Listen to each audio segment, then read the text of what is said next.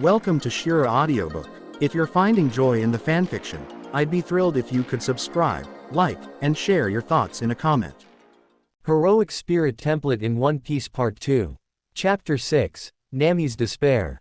A small boat sped across the sea, occasionally releasing a burst of white energy from the rear cabin, the recoil propelling the vessel forward at high speed. After several hours of sailing, Kalen was getting closer and closer to Kokoyasi village. A small island began to take shape about 1,000 meters ahead. Very good. Looks like we're almost there. Kalen smiled. In order to intercept Luffy and secure Nami as his navigator, Kalen had set off immediately after turning in his last bounty. He steered the boat toward the shore. On the beach, Kalen spotted a familiar figure. Nami, with her short orange hair and slender figure, sat sobbing softly on the sand. Why? I already collected 100 million berries, so why won't they let the village go? Nami felt like all of her past efforts had been nothing but a cruel joke. She had spent 8 long years working to gather 100 million berries, drawing sea charts for the Arlong pirates. 8 years of hardship, all ending in Arlong's cruel betrayal. And that damned rat of a marine, Captain Nezumi, who was supposed to be the law, but was actually colluding with Arlong. So naive. Pirates don't keep promises. Ha ha ha. I never planned to give the village back to you. From now on, every villager will keep paying me 100,000 berries every month. And you, Nami, will keep drawing sea charts for me. I'm not going anywhere. Arlong's ugly fishman face repeated over and over in Nami's mind, stabbing into her heart like a knife. I knew it all along. Why was I so stupid to believe the words of a pirate? Nami cried out, her teeth clenched in hatred. Her hatred for Arlong had reached its peak. 8 years ago, her adoptive mother Belmir had been killed by Arlong to protect her. For 8 years, the Arlong pirates had squeezed the village dry. Anyone who failed to pay was killed without mercy. And the villagers, everyone is doing their best to fight back, but how could they possibly defeat Arlong? Thinking of the villagers, armed only with hoes and kitchen knives, standing up against the Arlong pirates, Nami's despair deepened. Everyone will die. Her tears continued to fall as hopelessness weighed on her heart. Those kind and innocent villagers, her sister Nojiko, they would all be slaughtered by Arlong. She hated him more than anything, yet felt completely powerless. There was no warmth left under the bright sunlight. This pirate world was too cold, too cruel. If only someone, anyone, would come to help. Even if it was a devil, she was willing to give anything. Nami prayed silently in her heart. At that moment, a calm and magnetic voice reached her ears. Hey, how do I get to the Arlong pirates' base? Nami looked up and saw a figure standing before her. He had a handsome face, a tall, strong build radiating great power, and faint strands of black aura swirling around him. He looked like a demon incarnate. It's you, the strongest bounty hunter in the East Blue. Nami's dead heart suddenly came alive again. She had seen Kalen once before at the Bharati. Back then, Krieg had confronted Kalen, and Nami had slipped away amidst the chaos. The next day, she had seen the news. The infamous Admiral Krieg had been killed by Kalen, and the Krieg pirates were annihilated. Nami had even fantasized about how wonderful it would be if Kalen could come to Kokoyasi village. Before Krieg's defeat, she had already heard the rumors about Kalen. Known as the strongest bounty hunter in the East Blue, countless ruthless pirate crews had been destroyed by his hand. Unfortunately, he was known for wiping out all pirates in a region before moving on, so she hadn't dared to hope. When she had briefly met Kalen at the Bharati, she had thought about asking for his help. But being forced to work for the Arlong pirates, she had been too afraid that Arlong would kill her before she even had the chance. At that time, she had still believed in Arlong's lie, clinging to the hope that 100 million berries would buy the village's freedom. Now, all she felt was regret. If only she had given that 100 million berries to Kalen back then, Kokoyasi village might have been saved long ago. Mr. Kalen, please, help us eliminate the Arlong pirates. I'm willing to give anything, even my life. Nami wiped her tears away, her expression firm as she bowed deeply to Kalen. For the sake of the villagers, for revenge against Arlong, she was prepared to sacrifice everything. All right, lead the way. Kalen nodded calmly, without making any grand gestures or declarations. He fully intended to make Nami his navigator, and the bounty and treasure from the Arlong pirates were exactly what he needed. "Thank you, Mr. Kalen." Nami's heart surged with hope. At that moment, the man before her, wrapped in black aura, looked like a shining hero in her eyes. Nami walked ahead, leading the way and explaining the situation with the Arlong pirates to Kalen as they went. "Mr. Kalen, the Krieg pirates you defeated before were called the overlords of the East Blue. But in reality, the Arlong pirates are the strongest pirate force in the East Blue. Their leader, Arlong, is a big-name pirate who returned from the Grand Line with a bounty of 20 million berries." Nami's expression was serious. She knew all too well how terrifying the Arlong pirates were. Back when Krieg led 50 pirate ships into the Grand Line, they were nearly wiped out in just 7 days. Only one main ship returned. Arlong and his crew had spent years surviving in the Grand Line. Their strength was definitely above that of the Krieg pirates. "Yeah," Kalen responded with a nod, his expression indifferent. "I know you can defeat Arlong, but he has several officers helping him. They're all fishmen. They're much stronger than humans." Nami's voice trembled slightly, anxious that Kalen might be underestimating them. "Don't worry. They're no match for me." Seeing Nami's concern, Kalen gave a soft reassurance.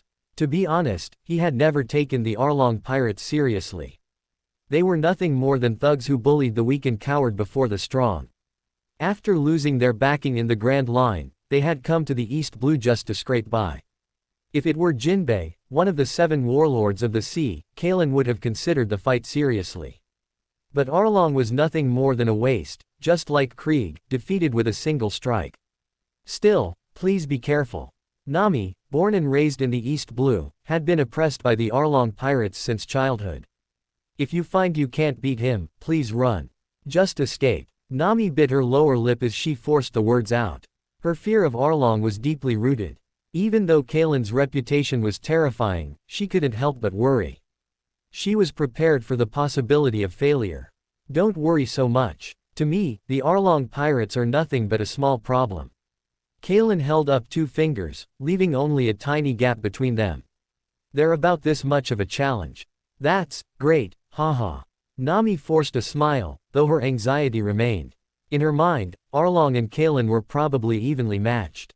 Arlong was the strongest pirate in the East Blue, and Kalen was the strongest bounty hunter. Even if there was some difference in strength, it couldn't be that big. Plus, with Arlong's officers helping him, Nami thought Kalen's chances of winning weren't very high. She had never left the East Blue, and her worldview was still too limited. Though she had seen the newspaper photo of Kalen slicing apart a large ship with a single slash and knew he was powerful enough to dominate the East Blue, she had no idea that such strength was enough to establish a foothold in the Grand Line. With that power alone, he could easily qualify as one of the 7 warlords of the sea. The mighty Arlong, in her eyes a terrifying monster, was no more than an insect to Kalen. To be continued. Chapter 7. Just in time. Outside Arlong Park, hundreds of villagers lay defeated on the ground, while a dozen fishmen surrounded them, laughing and mocking.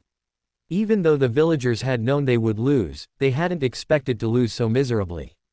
They had gathered the strength of the entire village, yet they had not even seen Arlong himself.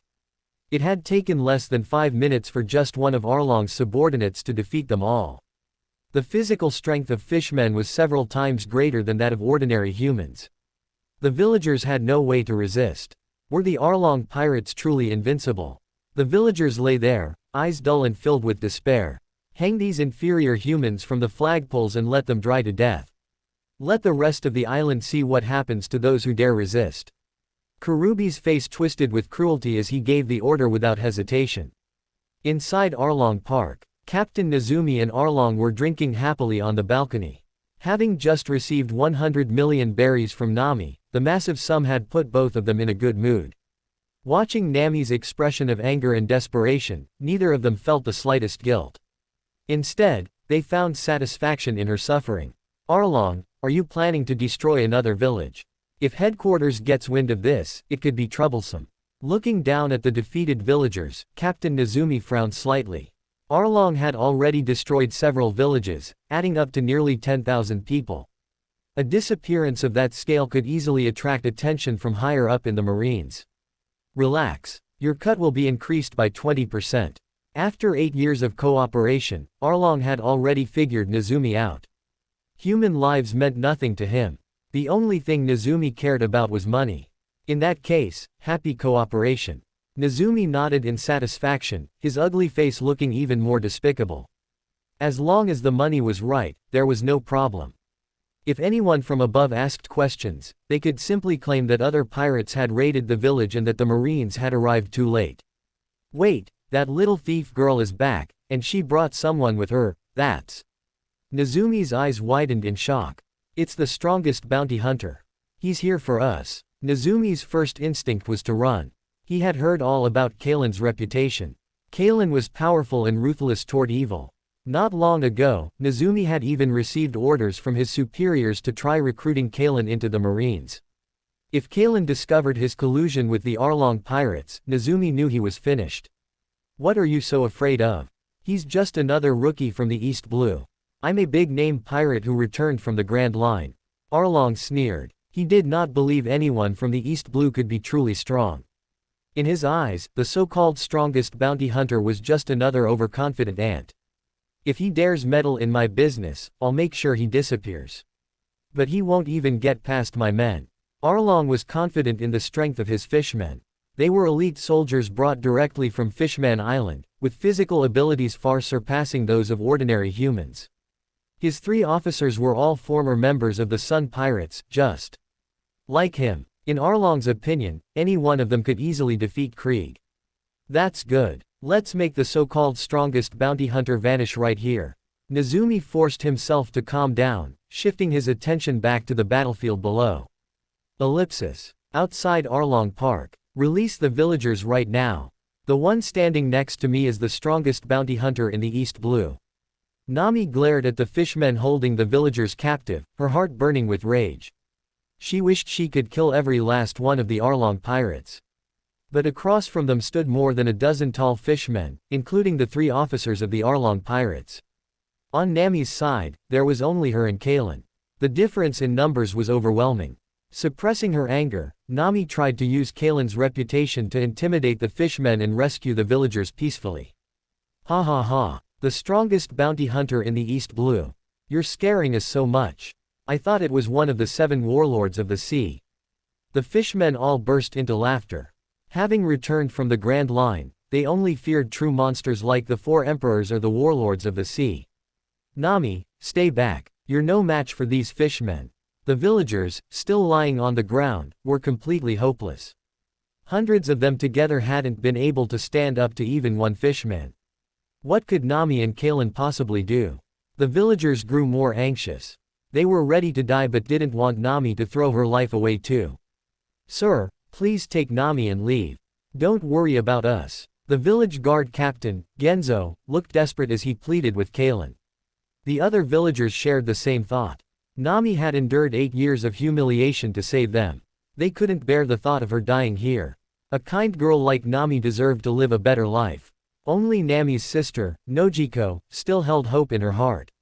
She had read the newspaper with Nami, seeing the photo of Kalen destroying an entire pirate ship with a single strike.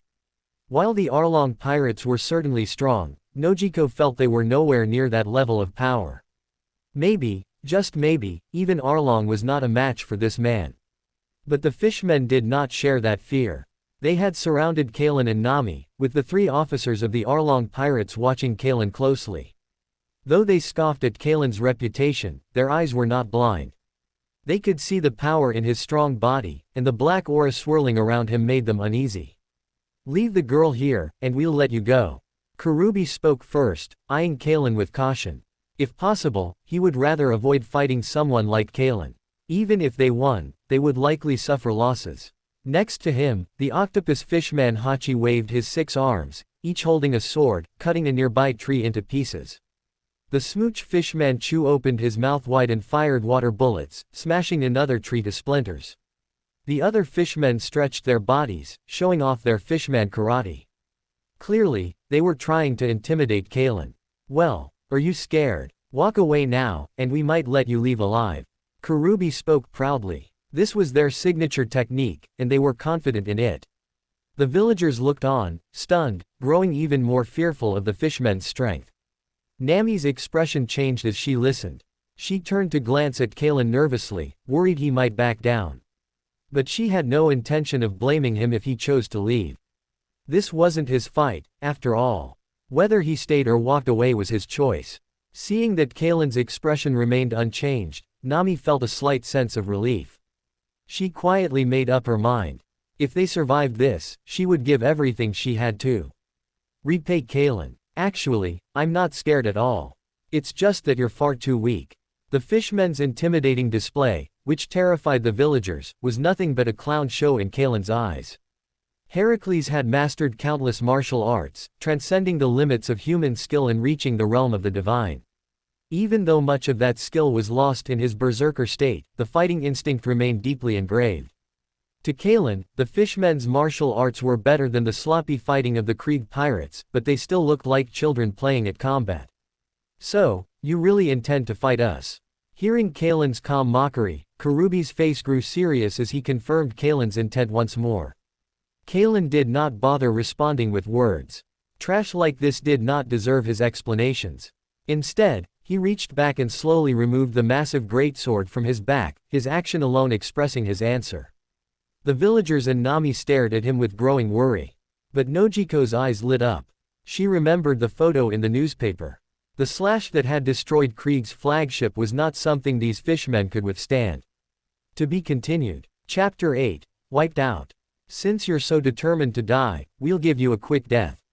Seeing Kalen's contemptuous attitude, Karubi and the other fishmen were enraged. Given the long-standing tension between humans and fishmen, they rarely offered humans any respect. After arriving in the East Blue, the Arlong pirates had acted lawlessly, never once fearing any human. Now, despite offering a chance to back down, they were met with only disdain and mockery. They were wary of Kalen's strength, but they were not afraid to fight him. Inferior human, die. Karubi charged forward, throwing a powerful straight punch. That's the strongest punch. It can smash through 1,000 tiles with a single blow. The nearby fishman soldiers were excited.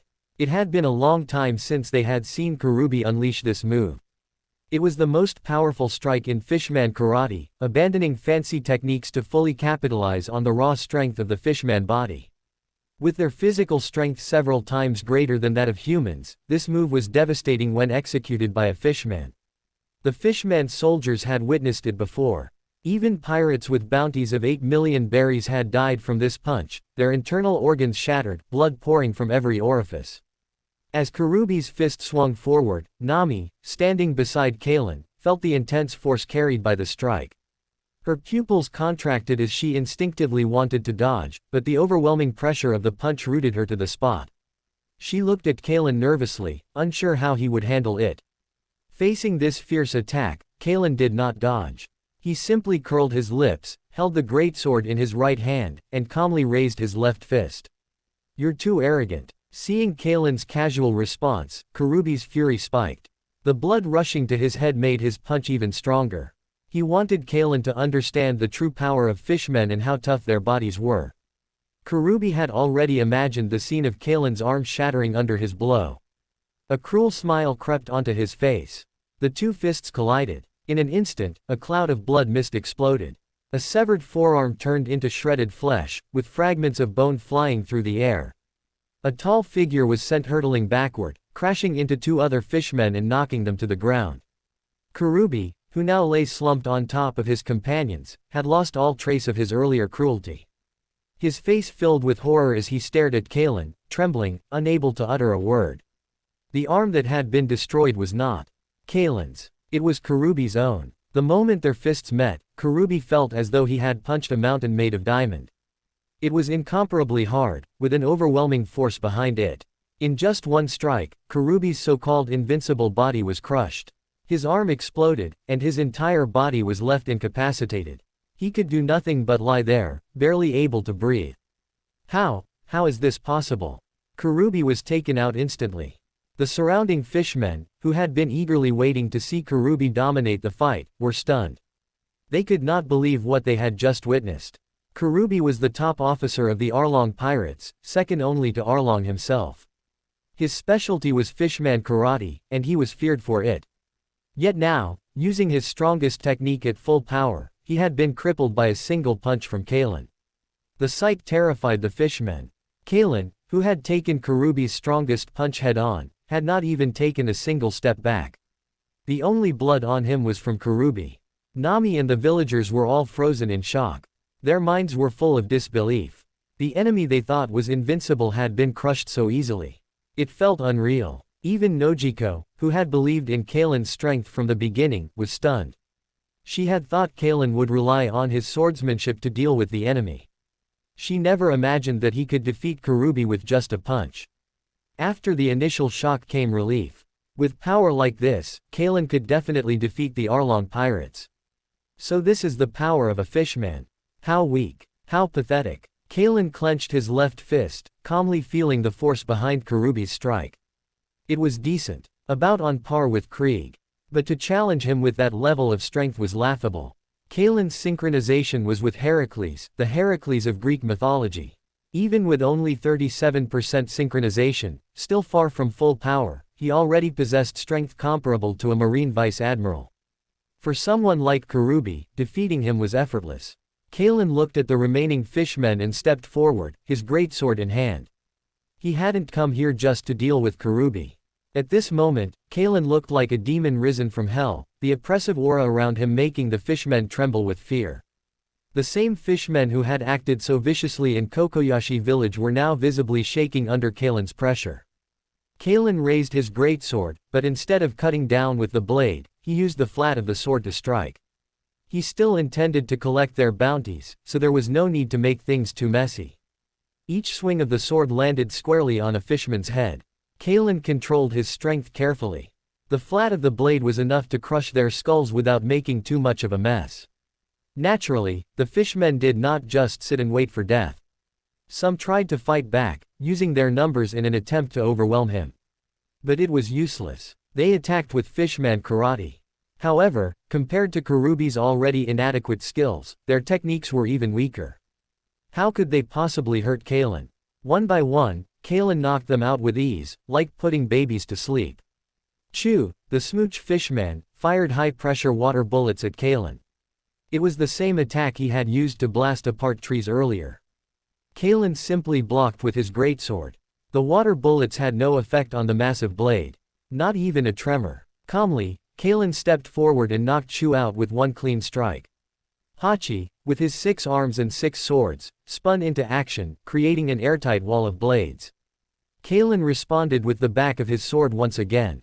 Swinging down powerfully, the greatsword created a strong gust of wind. Against Kalen's overwhelming force, Hachi's defensive wall was as fragile as glass. The moment their weapons clashed, Hachi's defense shattered. He was slammed straight into the ground, unable to move. Kalen knew that Hachi had once saved Silver's Rayleigh's life. But so what? Even with such a powerful system backing him, if Kalen still hesitated to act, it would only be laughable. Every fishman with even a little strength among the Arlong pirates was crushed beneath Kalen's might. He's a demon. Run for your lives. The remaining fishmen no longer had the courage to fight. One by one, they turned and fled, hoping to escape. Kalen looked around. They were all just low-level grunts, worth nothing. He wasn't interested in playing any games of cat and mouse. Hey, I was hoping to keep the bodies intact. Kalen shook his head slightly, sounding almost disappointed. He raised his greatsword. A wave-shaped air slash burst out from the blade, cutting through the fleeing fishmen instantly. Their bodies were split apart before they could even react. Just like that. Aside from Arlong himself, the Arlong pirates were completely wiped out. Like slicing through vegetables, Kalen had annihilated the pirate crew that had terrorized the East Blue. The fishmen who had once dominated the Konami Islands, feared by countless villagers, were nothing but ants before Kalen. To be continued. Chapter 9, Petty Tricks. The battle was completely one-sided. Or rather, it could not even be called a battle, it was a massacre. Is this the strength of the strongest bounty hunter in the East Blue? Nami was deeply shaken by Kalen's strength, her mind blank with disbelief. That's amazing. Coming back to her senses, Nami shouted excitedly.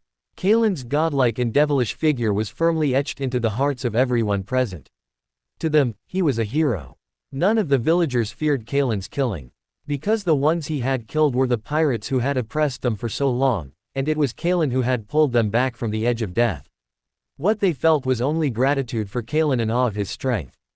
As the villagers cheered loudly for Kalen's feat. Inside Arlong Park, Arlong stood on the balcony, on the verge of madness. It's over, it's all over. My brothers, my crew, my pirate group, everything is finished. Arlong crushed the wine glass in his hand, not caring as shards of glass cut into his palm. He had dreamed of building the Arlong Empire in the East Blue, enslaving humans alongside his brothers. Now, that dream had been shattered. Arlong's bloodshot eyes glared fiercely, his sharp teeth grinding together. The moment Karubi had been crippled by Kalen's punch, Arlong had been ready to step in himself. But Kalen's movements had been too fast, and his strength too overwhelming. In less than half a minute, every single fishman present had been wiped out.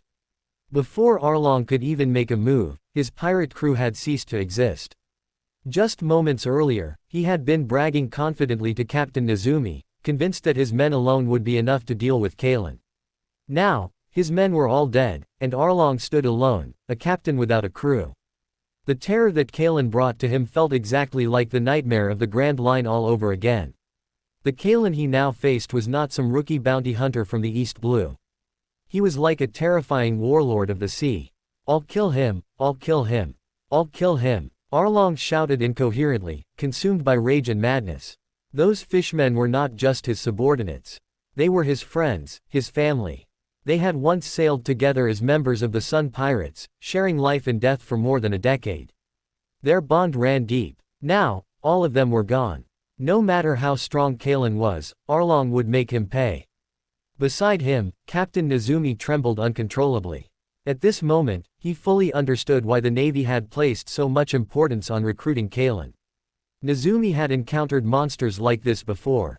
During his time reporting at Marine Headquarters, he had come across Admirals Akainu and Aokiji. The overwhelming pressure from just brushing past their presence had made him feel the terror of death. Right now, Nezumi viewed Kalen the same way, as a seed destined for the position of admiral, a rare powerhouse even among vice admirals. Nezumi wouldn't even dare dream of standing against such a monster. He signaled to the two Marines at his side, quietly planning to slip away through the back. "Where do you think you're going?" A voice, filled with rage and madness, echoed behind him. Nezumi froze immediately. Arlong's red eyes locked onto him. Already driven into desperation, there was no way Arlong would allow Nezumi to escape so easily. "I was just leaving first, planning to find another chance to retaliate later." Nezumi stammered, trying to talk his way out. Of course, he had no intention of retaliating against Kalen. He was only trying to pacify Arlong for the moment. "Is that so? No need to wait. Let's kill him right now." Arlong, mad with grief and rage, did not believe Nezumi's excuses. He wanted revenge, now.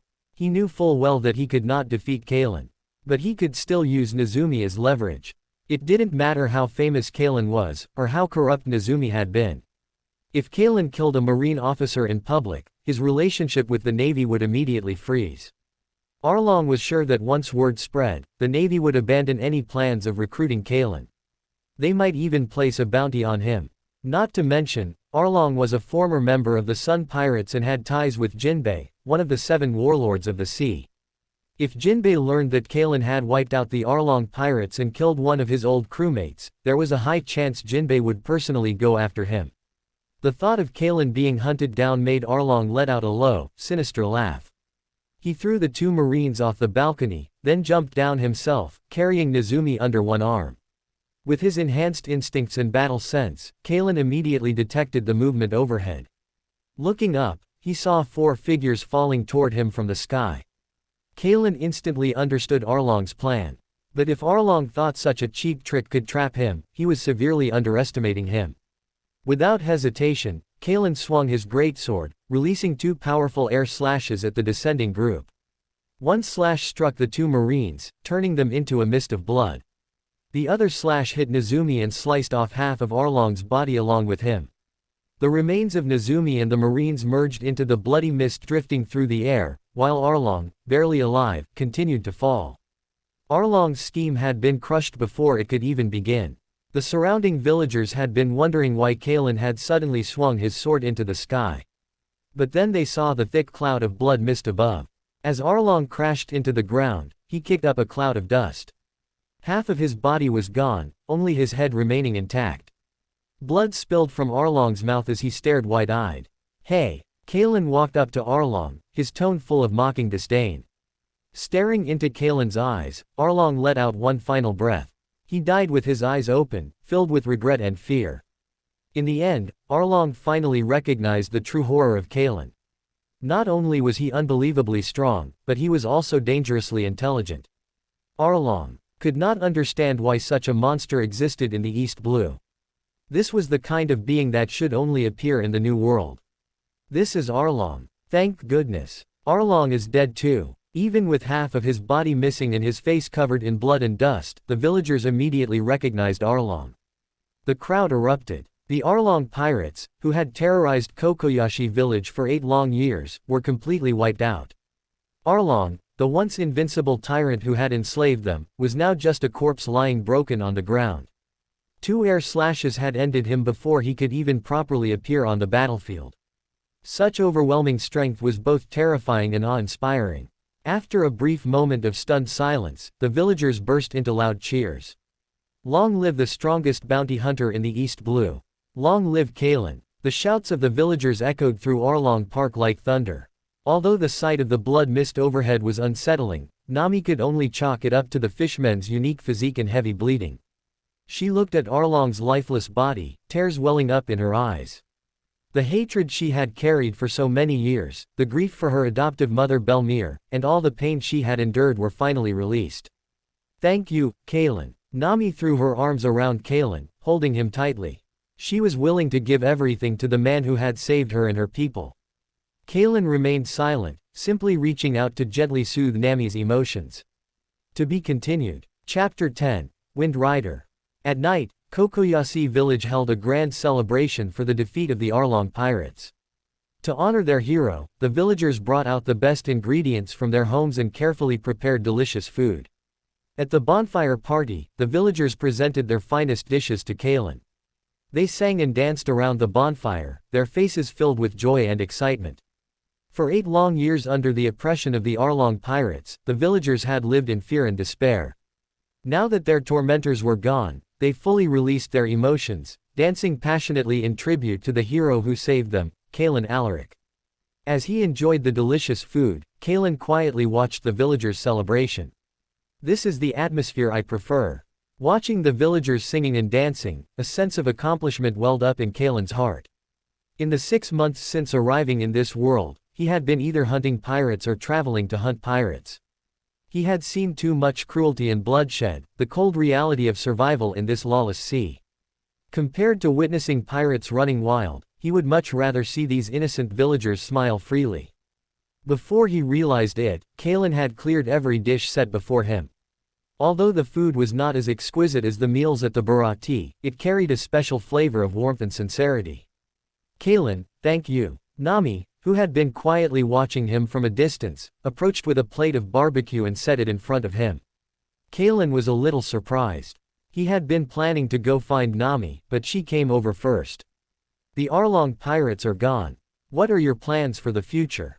Kalen asked casually while continuing to eat. Nami froze at the question. Her plans. Her greatest dream until now had been to free the village, and that dream had finally been realized. Her other dream was to chart a map of the entire world. But how could she accomplish that alone? She thought about the Straw Hat Pirates. They had been good companions. But she had betrayed their trust. They would never accept her again. Besides, they were pirates. After the suffering caused by the Arlong pirates, Nami no longer wanted to be associated with any pirate crew. If possible, she wanted to follow Kalen. A bounty hunter so powerful and righteous was exactly the kind of partner she could believe in. But she had already owed him such a great debt. How could she trouble him any further? "I'll stay in the East Blue and work to collect enough money to repay you." Nami made up her mind. Rather than joining pirates and risking becoming part of the evil she hated, she would give up that path. She owed Kalen too much. She would spend the rest of her life repaying that debt. "I need a navigator more than I need berries." Kalen saw through Nami's thoughts at a glance. Thanks to his intervention, the Straw Hat Pirates had never come to aid Nami. Her impression of pirates remained that of Arlong, a vicious tyrant. The truth was, pirates like Luffy were the exception. Most pirates in this world were exactly like Arlong. Nami, are you willing to be my navigator? Kalen finished the last bite of barbecue, wiped his hands clean, and solemnly extended his right hand to Nami. That's wonderful. Nami's eyes widened in surprise, but without hesitation, she grasped Kalen's hand tightly. She had hoped to join him but had never expected the opportunity would come so quickly. In that moment, Nami felt incredibly lucky. Not only could she repay her debt, but she could also pursue her dream alongside Kalen. From now on, we're partners. Kalen smiled. The top navigator was now officially on his crew. Yeah. Nami nodded enthusiastically, her eyes shining with determination. From the moment she first met Kalen at the Barati, to the moment he saved her on the beach, and then watching him annihilate the Arlong pirates with overwhelming strength. Though their time together had been brief, Kalen's presence had already left an unshakable mark on Nami's heart. Seeing the two of them seal their agreement, the surrounding villagers and Nojiko smiled warmly. They were truly happy for Nami. With Kalen as her companion, they believed she would surely achieve her dream. Somewhere among the crowd, a villager passed 2 glasses of beer into Nami and Kalen's hands. They raised their drinks, joining the celebration once more. By the time the banquet ended, it was already early morning. Kalen spent the night resting in the room the villagers had prepared for him. The next morning, at sunrise. With the help of the villagers, Kalen prepared to set sail. His old boat remained docked at Kokoyashi village. It was far too small to handle a voyage into the Grand Line. Instead, his new ship would be the Arlong Pirates' main vessel, the Shark Superb. It was an excellent, large ship. Much of the wealth Arlong had plundered over the years, aside from what was spent building Arlong Park, had gone into this ship. Compared to the Going Merry, the Shark Superb was noticeably larger, and its materials were far sturdier. The ship was fully outfitted with various facilities, including a kitchen, bathroom, sauna, and over a dozen luxurious rooms. The hull was reinforced with top-quality timber, second only to the legendary treasure tree Atom. This was the ship Arlong had built for himself, intended as the core of his pirate fleet. If his dream of establishing the Arlong Empire in the East Blue had failed, he had planned to sail this ship back to the Grand Line. Unfortunately for him, Arlong encountered Kalen. Now, this fine ship had become Kalen's new vessel. Kalen was quite satisfied. Compared to the luxury yachts of his previous life, this ship was no worse. Kalen, you should raise your flag on this ship and give it a new name. Nami wiped the sweat from her brow as she looked expectantly at Kalen. She and the villagers had worked hard to strip the ship of all traces of the Arlong pirates. Now that the ship belonged to Kalen, it was time to replace the emblem. Kalen picked up a paintbrush and, with just a few bold strokes, painted a new symbol on the blank flag. There was no skull, no flashy decorations. Only a massive greatsword hung at the center of the flag. It was his own weapon, a symbol of absolute power. Like the sword of Damocles, it represented the majesty and authority to judge all things. As for the name of the ship, Wind Rider. Kalen thought for a moment, then gave the ship its new name. Wind Rider, riding the wind and waves. What a great name. Compared to the chaotic names of many pirate ships, Wind Rider felt far more refined. Simple, but filled with ambition. To rise on the wind and soar straight to the summit of this world, that is the meaning of Wind Rider. Kalen smiled slightly, correcting Nami's understanding. His ambition was far greater than simply riding the waves. In this grand era of piracy, Kalen would ride the momentum and claim the world for himself. Nami stared at Kalen, dazed. Compared to a straw hat-wearing boy shouting about becoming Pirate King, the man before her radiated a far greater courage. Her heart beat faster as Kalen seemed to glow in her eyes. I'm going to pack my things. Blushing, Nami turned quickly, a little too embarrassed to face Kalen directly. To be continued. Chapter 11, Plans for the Grand Line. At noon, on the seaside of Kokoyashi village. Barrels of fresh water, baskets of vegetables and fruit, and a large amount of meat were delivered to the Wind Rider.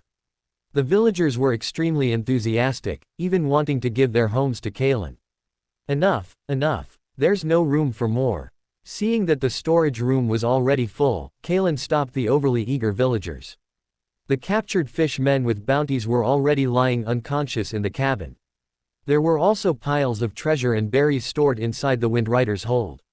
Everything was ready. It was time to set sail. Goodbye, Mr. Kalen. Nami, don't cause trouble for Mr. Kalen. The villagers waved goodbye to both Kalen and Nami. Nami, stay by Mr. Kalen's side from now on. Don't be so willful. Nojiko smiled as she gave Nami a reminder. The two of them were as close as sisters. Of course, Nojiko was reluctant to see Nami leave, but at the same time, she was genuinely happy for her. I'm not a burden. I'll be helpful. Nami clenched her fist and assured Nojiko confidently.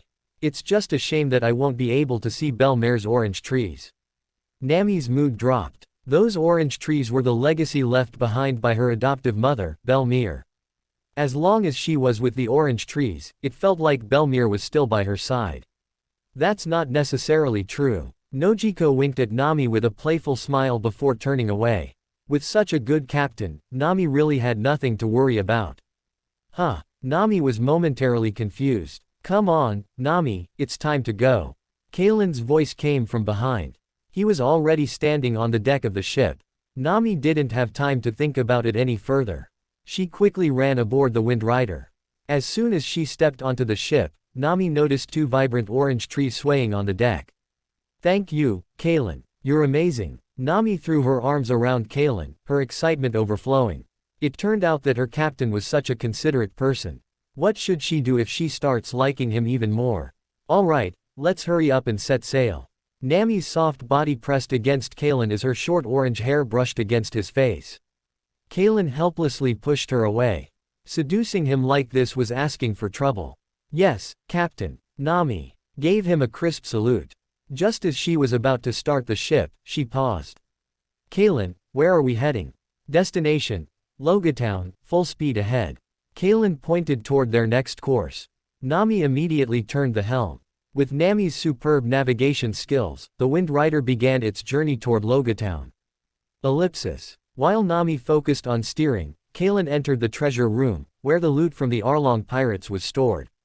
Although the Arlong pirates had squandered most of their money on building Arlong Park in their foolish dream of the Arlong Empire, there were still 80 million berries remaining.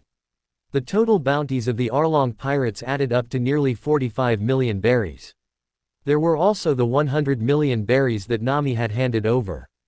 Even without receiving any bounty rewards yet, Kalen now had 180 million berries on hand. System: consume 180 million berries to increase synchronization progress. As the berries in the treasure room disappeared, Kalen's system panel began to change once again. Consume all berries to improve synchronization progress.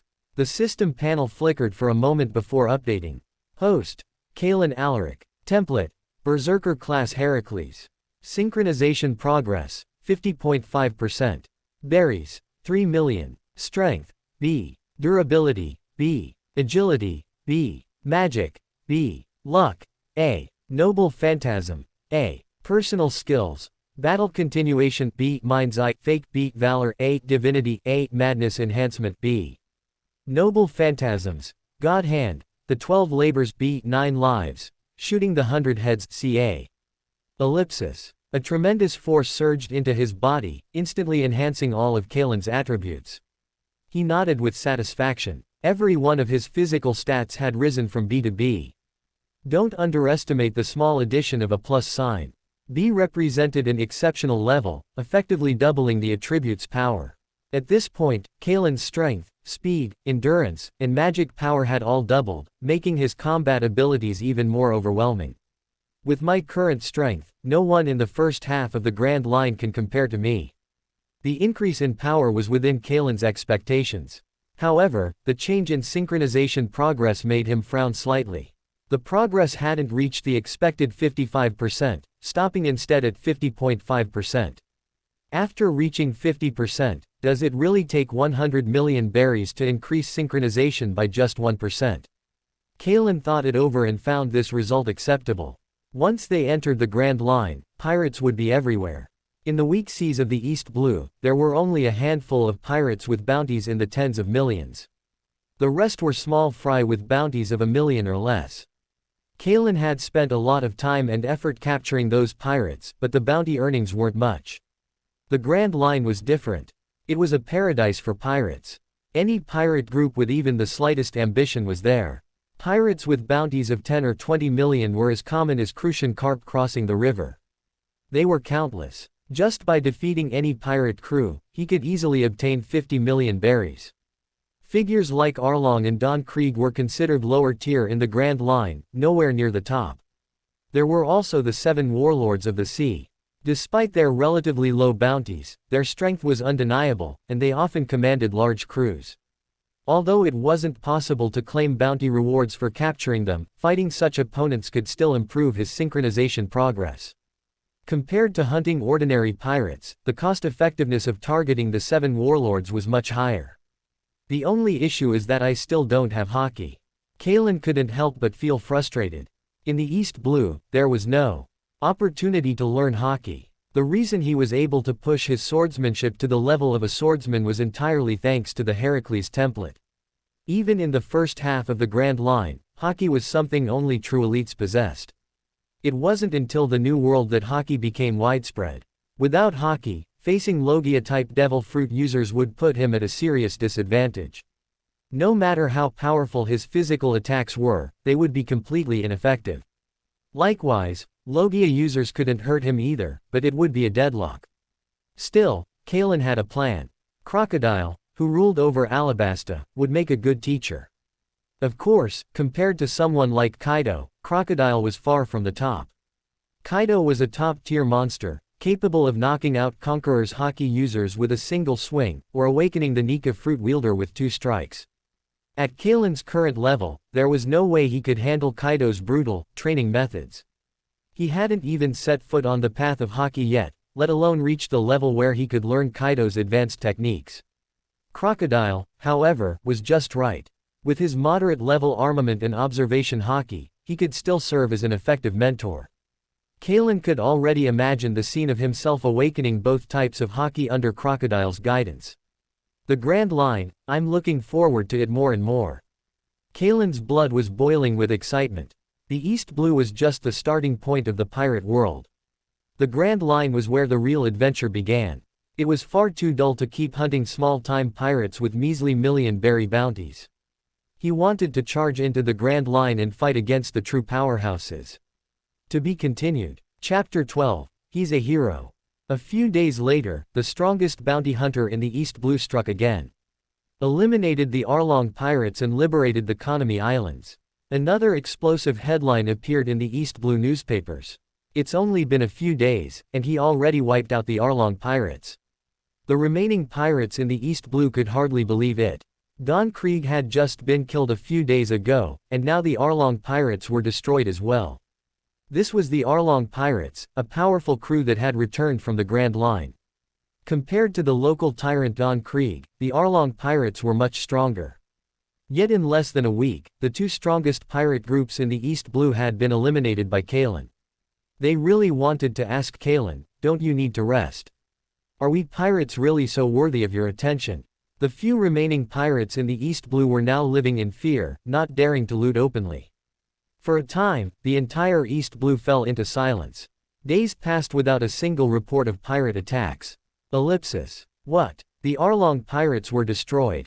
The villages that had been plundered by the Arlong pirates were shocked.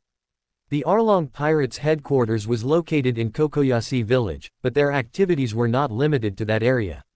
From time to time, they would sail out and raid the surrounding villages. Hundreds of villages had suffered under their brutality, and tens of thousands of villagers despised them to the core. It could be said that the Arlong pirates were infamous throughout the entire East Blue. Is it true? Did Lord Kalen really take them down? Countless villagers were stunned once again. They had always known that Kalen was strong, but they never expected him to be this powerful. In just a few days, the 2 major tyrants of the East Blue had been eliminated one after the other. The efficiency was unbelievable. Lord Kalen is here, and the skies have cleared. Lord Kalen is here, and the pirates are gone. Lord Kalen is here, and we have hope. Countless villagers wept with joy, shouting Kalen's name. Half a year ago, before Kalen arrived, they had been tormented endlessly by pirates. But in the 6 months since Kalen appeared, the number of pirates had steadily decreased, and their lives had improved day by day. Now that both the Krieg pirates and the Arlong pirates had been wiped out, there were hardly any pirates left in the East Blue. The entire East Blue had truly become the weakest sea, where pirates with bounties over 3 million were now extremely rare. Ellipsis. At the East Blue Navy's office. Colin also received the news, but instead of feeling happy, his expression remained troubled. There was still another major issue weighing on his mind. Captain Nezumi from the 16th branch has been missing for several days now, and there's still no sign of him. Colin asked his 2 subordinates, frowning with concern. Nezumi was the highest-ranking officer of the 16th branch. His disappearance was a significant matter for the East Blue Navy. There are some clues, but... The subordinate looked at Colin nervously, hesitating. It's already come to this and you're still hesitating. Speak. Colin slammed the table, his anger flaring. We received information that Captain Nezumi went to Kokoyasi village and never returned. You mean, he was killed by the Arlong pirates? Colin's tone eased slightly. With the Arlong pirates destroyed, there was no need to make too much of it. It's unlikely. Captain Nezumi had long-standing financial ties with the Arlong pirates. The subordinate wiped the sweat from his forehead and cautiously handed over a stack of documents. What? This can't be true. How could a Marine captain be connected with pirates? Colin instinctively refused to believe it, but once he looked through the documents, he was stunned. The contents were shocking. Nezumi was not only closely associated with the Arlong pirates, but he also had dealings with many other pirate crews within the jurisdiction. Bang, bang, bang, boom. Colin was furious, like an enraged lion. He slammed the table 3 times, each strike heavier than the last.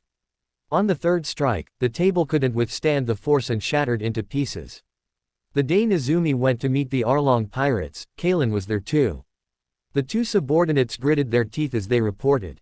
They knew just how much Colin valued Kalen. Colin, who had been furious just moments ago, suddenly froze. His anger seemed to dissipate, leaving him silent. He wanted to deny it instinctively. Kalen was a bounty hunter. How could he kill a Marine captain? Was he not afraid of making the Navy his enemy? But thinking about it carefully, Kalen was indeed the prime suspect. Since debuting in the East Blue, Kalen had eliminated hundreds of pirate crews. Among them were thousands of individuals with bounties, not to mention the countless small fry without bounties.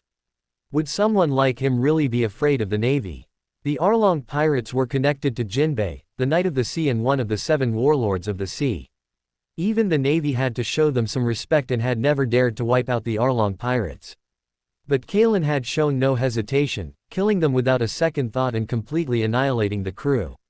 With that in mind, killing a corrupt Navy officer like Nezumi would be nothing for Kalen. Should we issue a bounty? The 2 subordinates asked nervously. A Marine captain, even if corrupt, was still a member of the Navy.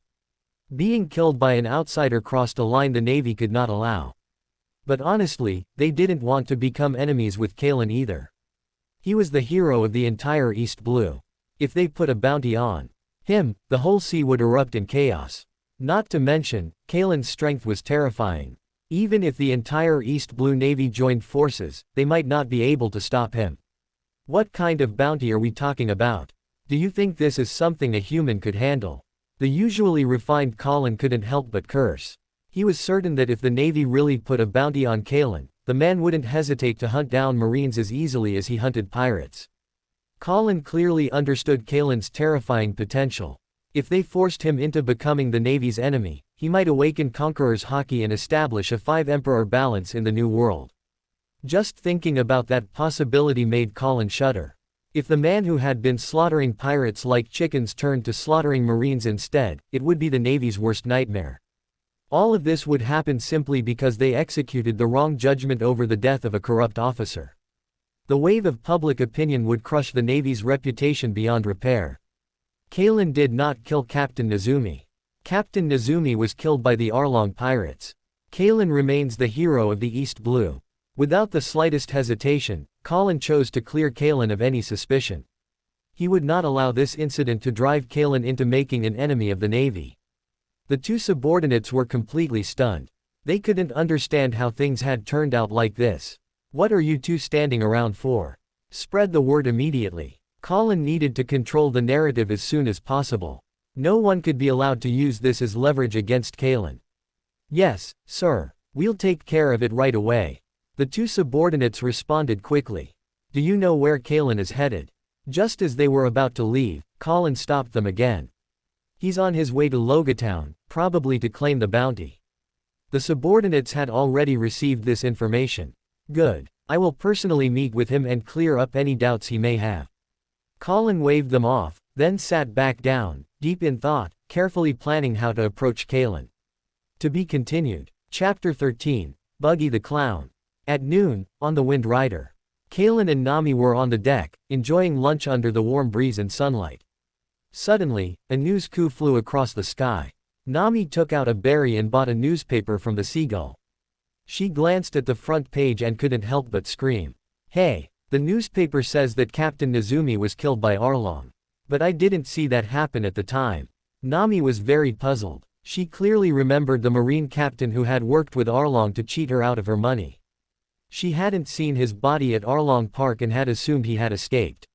Nami was certain that Arlong definitely didn't kill Nezumi.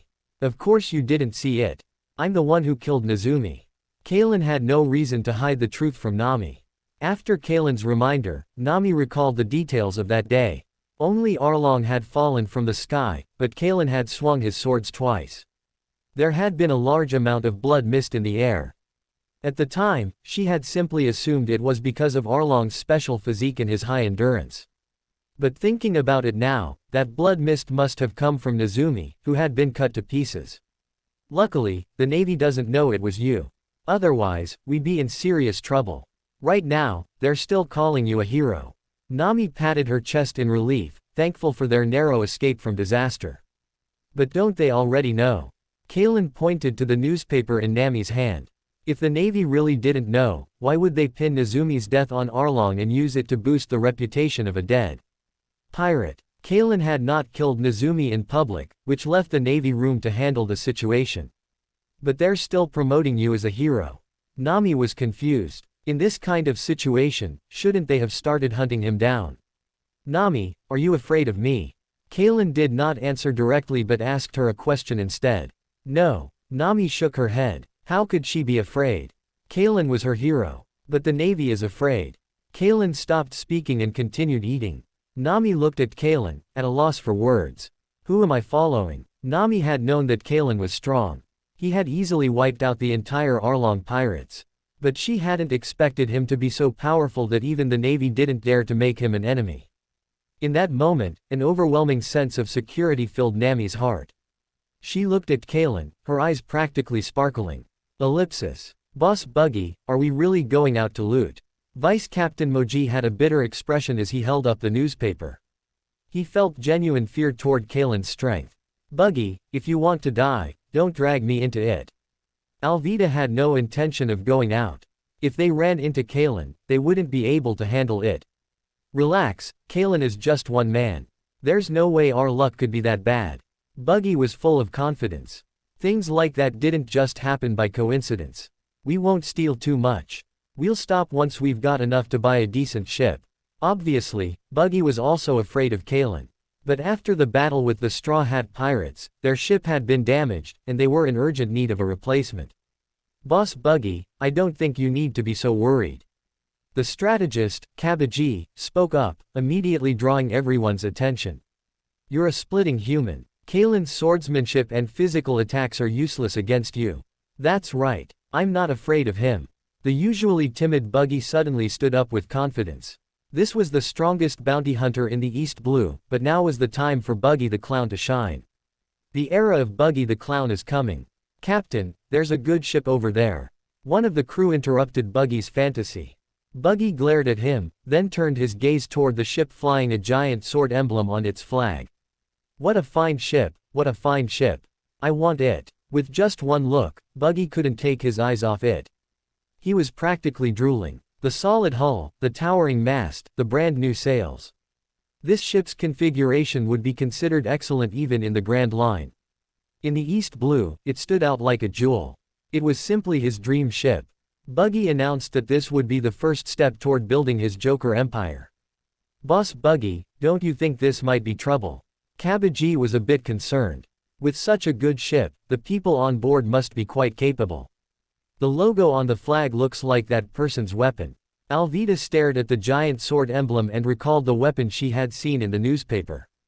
It can't be him. That guy only sails a small boat and has never been attacked. The sharp-witted Cabbagee immediately dismissed Alvida's suspicion. Since Kalen's debut, his fame had spread throughout the East Blue. His iconic small ship had become well-known to every pirate in these waters. What are you all so afraid of? I'm Buggy. Buggy was as arrogant as ever. He was determined to get that ship. Besides, even if it really was Kalen's ship, so what? Kalen's greatest strength was his swordsmanship, which was completely useless against Buggy's devil fruit ability. Even if Buggy couldn't win, he was confident he could escape without a scratch. If it belonged to someone else, it would be even easier.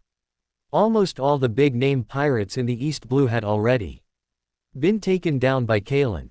Buggy, the clown, was the only major pirate left. Taking this ship should be a piece of cake. All right, prepare to board them. Seeing how confident Buggy was, Vice Captain Moji quickly gave the order to attack. Idiot. What if you damage my ship? Buggy slapped Moji on the head. There was no way he would let such a fine ship get damaged. Bring me closer. I'll handle this myself. Buggy had already imagined the scene that would follow. He would show off his power. The crew of the other ship would be so terrified they would hand over the ship without a fight. Ellipsis. On the Wind Rider, Nami also spotted the Buggy pirates ship approaching. Kalen, pirates are coming. What should we do? Nami's voice was anxious as she called out to Kalen, who was sunbathing on the deck. Years of torment by pirates had left her with deep scars.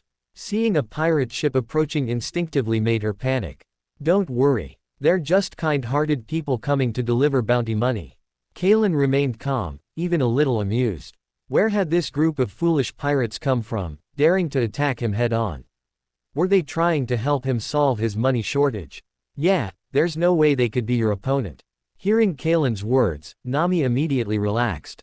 She was no longer the lonely little cat burglar. She now had someone powerful to rely on. Kalen was the strongest bounty hunter in the East Blue, having captured countless pirates.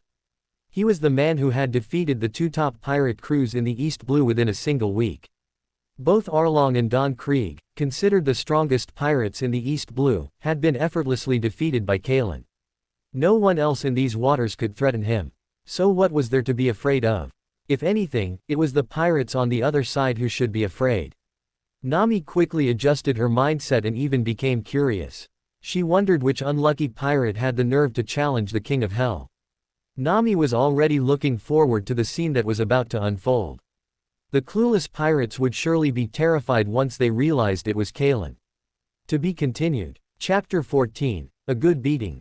The two ships approached quickly. It looks like there are only two people on board. Buggy's eyes lit up. This was a perfect opportunity. He was about to get himself a new ship for free. Don't move. I'll handle this myself. Buggy stopped his crew, who were eager to charge forward. At a time like this, how could he let his subordinates steal the spotlight? It was his chance to show off. Alvida stared at the two people standing on the opposite deck, feeling that they looked strangely familiar. That beautiful girl was Nami. She had seen her before. And the man beside her, along with the giant sword by his side. Wait, that looks like Kalen. Alvida's pupils contracted as she recognized him. Before she could stop him, Buggy had already taken the lead, jumping onto the deck of the Wind Rider. Watching Buggy rush to his own doom, Alvida could no longer stay still. Idiot. I'm not dying with you. Alvida pushed the helmsman aside, cursing as she turned the pirate ship away.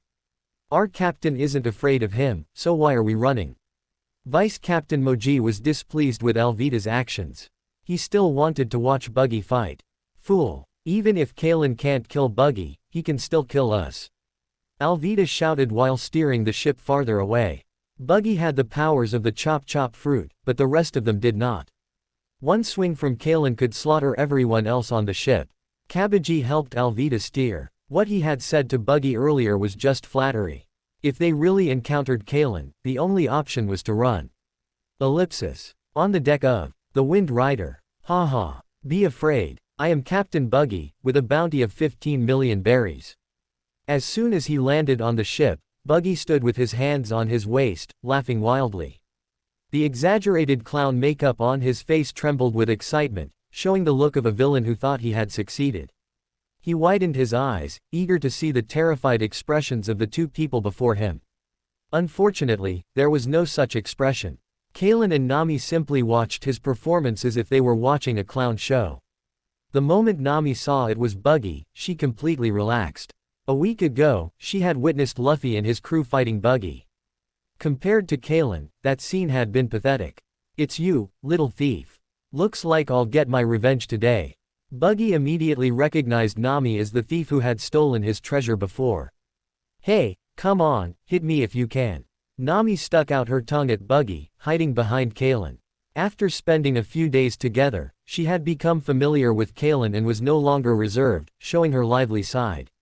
Buggy's clown face flushed red with anger at Nami's provocation. Just as he was about to attack, he was suddenly locked in place by a wave of killing intent. Following that oppressive aura, Buggy's eyes fell on the man he had seen so often in the newspapers, standing next to the iconic giant sword.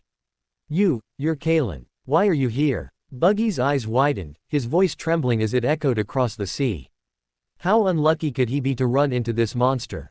Damn Kabaji. Didn't they say Kalen never switched ships? Honestly, I didn't expect to see you here either. Kalen looked at Buggy with a bit of amusement. He was very familiar with this clown.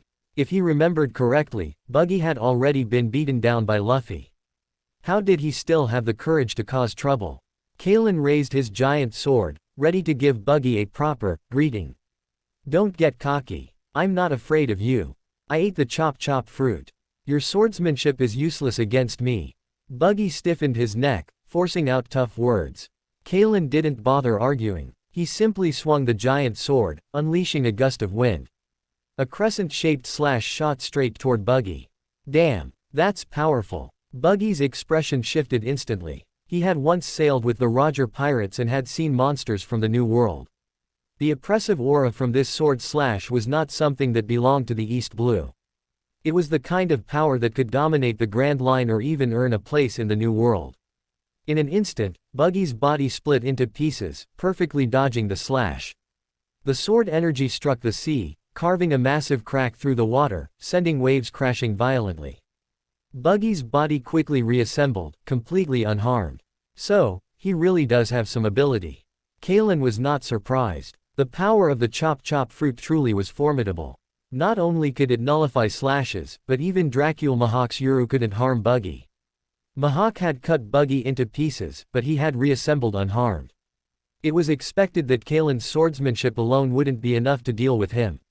Ha ha ha. Even the so-called strongest bounty hunter in the East Blue is no match for me, Buggy the Clown. Buggy's expression gradually turned arrogant again. His confidence returned. It's finally time for me to rule the East Blue. Wahahaha. Buggy laughed wildly. Even a monster like Kalen couldn't do anything to him. His moment had come. Is that so? Kalen smiled coldly. Swordsmanship wasn't his only strength. How could Buggy, who couldn't even handle a rookie like Luffy, be arrogant in front of him? If my sword can't hurt you, does that mean I can't hit you? Either. Kalen turned the giant sword and slammed it down toward Buggy. The giant sword weighed 1 ton. In Kalen's hands, it wasn't just a sword, it was practically a giant hammer. Even before the strike landed, Buggy could feel the overwhelming pressure. He knew that if he got hit by this, things would not end well. His chop fruit allowed him to avoid slashes. But who would swing such a massive, blunt weapon like this in a sword fight? Buggy's body immediately split apart again. His head, torso, and limbs separated into dozens of pieces, scattering in all directions to dodge the attack. Hey, if it were that easy to dodge, Kalen wouldn't have made it this far. In Kalen's hands, the 1-ton giant sword moved as effortlessly as a feather. The sword swept through the air like a fly swatter, slapping every piece of Buggy's scattered body onto the deck. Ah, it hurts, it hurts. Buggy screamed in pain as his body was forcefully smashed back into one piece. Every part of his body ached, swelling badly. Under the repeated blows of Kalen's giant sword, Buggy's entire body had been beaten into the shape of a giant balloon. Originally just a stocky frame, he was now swollen into a fat lump. Especially his clown face, which Kalen had paid special attention to. His face was covered in blood, and even his signature round red nose had been flattened. Tears streamed from the corners of his eyes as his entire face twisted pitifully. Why was this happening? If it didn't hurt so much, Buggy would have slapped himself. Why had he picked a fight with Kalen? He should have just knelt down and begged for mercy from the start. How was it possible that they were in the same East Blue, yet the gap between them was so massive? It was too much. Buggy felt incredibly wronged. Not even in the Grand Line had he encountered such terrifying opponents. What do you think? Am I capable of dealing with you? Kalen asked playfully, kicking Buggy's swollen head aside. He really couldn't understand where Buggy got the courage to act so arrogantly in front of him. A powerhouse who could cleave the sea could easily flatten Buggy with just a stick. Don't get so full of yourself. My crew will come and rescue me. Buggy's entire body was beaten soft, but his mouth still refused to admit defeat. He still had dozens of crew members. There was still hope. Why don't you take a look and see where they are? Kalen grabbed Buggy by the hair and lifted him up, directing his gaze toward the sea. The pirate ship that had been just a few dozen meters away from the Wind Rider was now sitting more than 1,000 meters off in the distance. Buggy could even see the glint of telescope lenses reflecting light from the ship. Not only had his crew not come to rescue him, they were happily watching from afar, laughing at his misfortune. Damn you, Cabbagee, I'll kill you. Buggy's face turned red with rage. He completely forgot about the pain as he cursed Cabbagee's entire family. After venting his anger for a while, Buggy slumped down, his earlier arrogance completely gone. He wanted to cry, but the clown makeup on his face made it look like he was smiling instead. His flattened red nose made him look even more ridiculous. Damn it, he really had become a clown now. To be continued. Chapter 15, The Man Who Kept Failing Upwards. There was silence aboard Buggy's pirate ship. Everyone knew that Buggy had lost, and lost miserably, but no one dared to speak. Finally, Vice Captain Moji broke the silence. The captain has been defeated, should we go and rescue him? Moji stared at Buggy's pitiful state through the telescope, hesitating. If they did not go, it would seem heartless toward Captain Buggy. But if they did go, it would be risking their own lives. Go to hell. I'm not dying for him. Alvida rejected the idea without hesitation. She and Buggy were just partners. There was no need for her to throw her life away for him. If the opponent were just an ordinary pirate with a bounty of around 30 million, she might have considered it. But this was Kalen, the strongest bounty hunter who dominated the East Blue. She had witnessed the fight just now. Buggy had sworn that his chop fruit made him invincible against Kalen. But in the end, he was crushed in less than 2 seconds. There was no point in trying to save him. The first slash missed, yet it still split the sea wide open. That terrifying power was something Alvida had never seen in her life. She had no doubt that if that slash had struck their ship, every person on board would have been killed instantly. The second strike showed not only brute strength but also incredible swordsmanship. Buggy's body had been divided into at least 70 or 80 pieces, scattered in every direction. With a single swing, Kalen had struck every piece to the ground. That level of precision alone proved him a true monster even among swordsmen. We must have faith in Captain Buggy's abilities. I'm sure he'll escape on his own. Cabbagee put on a serious face, as if he truly believed in Buggy's strength. While he remained loyal to Captain Buggy, there was no chance he would risk his life to rescue him. Kalen's strength was simply too terrifying. Cabbagee was already trembling just watching from a distance. If he got any closer, he would probably collapse before Kalen even made a move. Yes, we must trust in Captain Buggy. The other pirates quickly echoed Cabbagee's words. Kalen was so terrifying that just looking at him any longer felt like certain death. Captain Buggy was strong. He could surely handle this by himself. Their rescue would only get in the way. Moji breathed a sigh of relief. After all, he valued his own life. Ellipsis. On the Wind Rider. Kalen, are you going to turn him in for the bounty? Nami pointed at Buggy, who now looked like a dead dog lying on the deck. In her eyes, this was no longer the infamous Buggy the Clown. This was 15 million berries in prize money. Buggy raised his head and glared at Nami with grief and anger. She had stolen all his treasure just a few days ago, and now she wanted to cash him in for a bounty. This vicious woman was too cruel. Well, let me think about it. Kalen scratched his head, clearly feeling some frustration. Buggy was really a troublesome one. He had been a trainee with the Roger Pirates, and he also had ties to one of the current 4 emperors, red-haired Shanks. But most importantly, Buggy had the legendary skill of absurd luck. From the very start, he had been standing at the peak. Just like Shanks, he had been a trainee on Roger's ship. He had eaten the chop fruit, but somehow believed the fruit was holding him back. Kalen could only laugh at that. If Buggy was weak, it was not the fruit's fault. The chop fruit was undeniably a powerful Paramesha-type devil fruit. How could a fruit that even Roger's crew acknowledged be useless? Buggy became the nightmare of all swordsmen without much effort. If he had taken the time to develop his abilities, perhaps even reaching awakening like Doflamingo, he could have been a high-tier combatant among the 7 warlords of the sea. Buggy not only had an impressive background, but his later achievements were just as ridiculous. He enjoyed a peaceful life in the East Blue for years, living comfortably. Then he went to the Grand Line and, without improving his strength at all, became one of the 7 warlords of the sea, thanks entirely to the navy's overestimation. When he arrived in the New World, his strength still hadn't improved, yet he somehow became one of the 4 emperors. The Cross Guild, founded by Crocodile and Mahawk, was practically handed over to him. With the help of those 2, Buggy's bounty skyrocketed from 15 million berries to 3.189 billion berries. Truly the perfect example of failing upwards. Buggy, get out of the East Blue and head to the Grand Line. After thinking it over for a while, Kalen finally made his decision. If he turned Buggy in now, he would only get 15 million berries, which would increase his synchronization progress by just 0.15%. But if he let Buggy grow, there was a chance he could eventually reach the 3.189 billion bounty. That would boost synchronization progress by nearly half in one go. Alright, Nami was a bit disappointed, but she still followed Kalen's decision. After all, he was the one calling the shots. Really? You're really letting me go? Buggy's eyes widened in disbelief. He had thought this was the end for him, but now there was a glimmer of hope. Despite being beaten into a swollen mess, he actually felt a bit grateful. Of course, I always keep my word. Kalen gave him a steady look. He wasn't the type to break a promise. No problem. I'll definitely go. Buggy slapped his chest, trying to look sincere. But in his heart, he was cursing. Only an idiot would actually head to the Grand Line. The East Blue was easy pickings.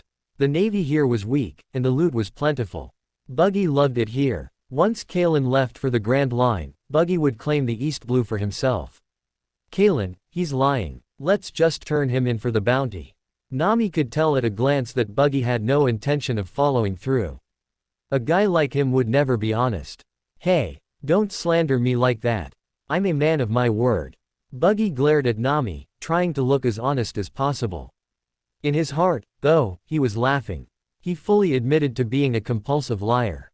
There was no way he was going to the Grand Line. Back when Luffy had beaten him, he had still tried to make a comeback. But now that this terrifying Kalen had appeared in the East Blue, he knew the Grand Line would be even worse. In short, not even a dog would go to the Grand Line. Buggy looked at Kalen, his expression full of hope. He knew this terrifying man held his fate in his hands. I always keep my word. If I say I'll let you go, then I'll let you go. Kalen stroked his chin, staring at Buggy for a moment. I don't think you have the guts to lie to me. Before Buggy could respond, an intense wave of killing intent locked onto him. Buggy's body stiffened immediately. He couldn't even resist. This pressure, it was monstrous. Completely unstoppable. Cold sweat poured down Buggy's face, and all the little schemes he had vanished from his mind. Kalen grabbed him by the hair, positioning him properly. Then, without warning, he raised his giant sword high and swung down with full force. The wind pressure from the swing surged around Buggy, and he could feel death approaching. Buggy's face twisted in horror. Hadn't Kalen just said he would let him go? This strike would definitely kill him. In a panic, Buggy instinctively tried to activate his devil fruit ability. Don't move. If you move, you'll die. Kalen's calm voice made Buggy freeze completely, abandoning all resistance. The moment the giant sword struck him, Buggy thought he saw his grandmother waving at him. Under Kalen's terrifying strength, Buggy was sent flying through the air like a rag doll. Wah! Buggy screamed at the top of his lungs as tears poured down his face. Really, provoking Kalen had been the worst decision of his life. This cursed East Blue was no place for him anymore. He, the great Buggy the Clown, was going to the Grand Line. Buggy's body shot through the air like a comet, aimed directly at the Buggy pirate's ship, still floating over 1,000 meters away. Bang! Nice! Home run! Watching the pirate ship shake violently from Buggy's impact, Kalen nodded with satisfaction. To be continued. Chapter 16, Investment. On the Buggy pirate's ship. Many crew members looked at Buggy, and their bodies seemed to ache just from watching. Too miserable. Far too miserable. Beaten half to death, flung over 1,000 meters, even smashing into the mast. If it had been an ordinary person, there would be nothing left of them by now. It was only because of the monster physique common among pirates that Buggy could still speak at this point. Damn you, Cabbagee, you useless bastard. Buggy collapsed on the deck, cursing. You analyzed everything so seriously, but it was all complete nonsense. Cabbagee had confidently claimed that Kalen wouldn't be there, and that even if he was, Buggy's chop fruit meant he had nothing to fear. But in the end, all of it had been false, and Buggy had been beaten nearly to death. Tell me the truth. Are you trying to get me killed so you can take over my pirate crew? Buggy glared at Cabbagee suspiciously. Right now, Cabbagee really looked like a traitor. Captain Buggy, how could I ever harm you? Cabbagee was full of grievance. Even if he had 10 mouths, he couldn't explain his way out of this. How could anyone have predicted that Kalen would suddenly change ships, or that they would be unlucky enough to run right into him? And who would have thought that Kalen would be so terrifyingly strong? The chop fruit was supposed to be the natural counter to swordsmanship, yet it had been completely useless against Kalen. Captain Buggy, Kalen is way too scary. Let's just stop being pirates. Looking at Buggy's miserable state, Moji hugged his lion Richie tightly, his face pale with fear. This was supposed to be the great pirate era. Why was there such a terrifying bounty hunter like Kalen? This wasn't piracy. This was torture. Who wouldn't tremble at the sight of him? If you ask me, we should just disband. Alvida couldn't help but sigh. What was the point of being a pirate anymore? Sailing was supposed to be about freedom and adventure. But now, with Kalen around, every day felt like walking on a tightrope. They were lucky Kalen had let them go this time. But what about next time? What nonsense are you all talking about? I'm going to the Grand Line. Buggy's face filled with determination. He had made up his mind. Kalen had swung 3 swords, and each one had brought him to the brink of death. Ignore Kalen's warning. He, Buggy, really would die. You're seriously going to the Grand Line? Are you insane? The other pirates stared at Buggy like he had completely lost his mind. He had almost died here in the East Blue. Going to the Grand Line would just be suicide. If you're afraid, why are you even a pirate? I am Buggy the Clown, a man even Kalen had to acknowledge. Buggy raised his head stubbornly, refusing to show weakness in front of his crew. Captain, did you hit your head too hard? When did Kalen acknowledge you? The crew looked at each other. They couldn't believe what they were hearing. He had been beaten senseless and still dared to brag like this. Of course he did. No pirate has ever escaped from Kalen before. But I did. Isn't that recognition? He recognized my potential and gave me the chance to venture into the Grand Line. We'll meet again at the top and fight once more. Buggy spoke so passionately that even he almost believed it himself. The crew fell silent. Somehow, they actually began to believe Buggy's nonsense. Suddenly, a slash flew from the Wind Rider, landing in the sea right next to the Buggy pirate's ship. In an instant, massive waves surged, nearly overturning the ship. Everyone gasped, drenched by the seawater. Such a powerful slash had been sent from thousands of meters away. If it had struck their ship directly, they would all be dead. Captain, is this what you meant by recognition? Several crew members looked at Buggy with confusion. This didn't feel like recognition at all. It felt like a clear threat. Ha ha ha. Yes, this is exactly Kalen's way of encouraging me. Buggy forced out a laugh, pretending not to care about the slash. Full speed ahead. Let's make a name for ourselves in the Grand Line. Buggy grabbed the helm himself and turned the ship toward the Grand Line. The crew was shocked by their captain's spirit. None of them noticed his trembling legs. Buggy knew very well that if he didn't leave now, the next sword would definitely hit the ship directly. He was scared out of his wits. The only thing he could do was flee to the Grand Line as quickly as possible. Facing Kalen again was something he absolutely did not want. Ellipsis. Watching the pirate ship rush off toward the Grand Line, Kalen sheathed his giant sword with satisfaction. Kalen, why would you let him go? That was easy money delivered right to your door. Nami looked puzzled. Buggy was so weak, and the bounty was 15 million berries. Catching him would have been effortless. That kind of money was a huge sum in the East Blue. Well, he was a trainee in Roger's pirate crew. He also has deep ties to red-haired Shanks of the Four Emperors. Kalen couldn't help feeling the situation was a little absurd. Buggy was such a useless clown. How did he end up connected to those kinds of people? And his connections didn't stop there. Silver's Rayleigh, the Dark King, and even Whitebeard's crew had ties to Buggy. Everyone said red-haired Shanks was the one who had the power of the face fruit. But in truth, Buggy was even more worthy of that title. This was a man who, with no real strength, became one of the Four Emperors purely through connections and sheer dumb luck. With a background like his, we have to handle things carefully. Nami nodded in agreement. No matter how useless Buggy seemed, anyone tied to the Four Emperors was not to be taken lightly. Surely, even Kalen would show some respect to red-haired Shanks. Why do you think that? There's no one on this sea I'm afraid to face. Kalen rolled his eyes at Nami. Did he look like the kind of person who would back down? What I mean is, Buggy might be worth more if we let him grow a little. Nami quickly adjusted her words. She knew Kalen was not the type to shy away from a fight. The Arlong pirates had connections to the 7 warlords of the sea, but Kalen had wiped them out without a second thought. Not a single fish man had survived. That's right. With his status, his bounty could easily double to 30 million berries. If we catch him then, the profit will be much higher. Nami's eyes sparkled. This was a great deal. A little patience, and they could double their earnings.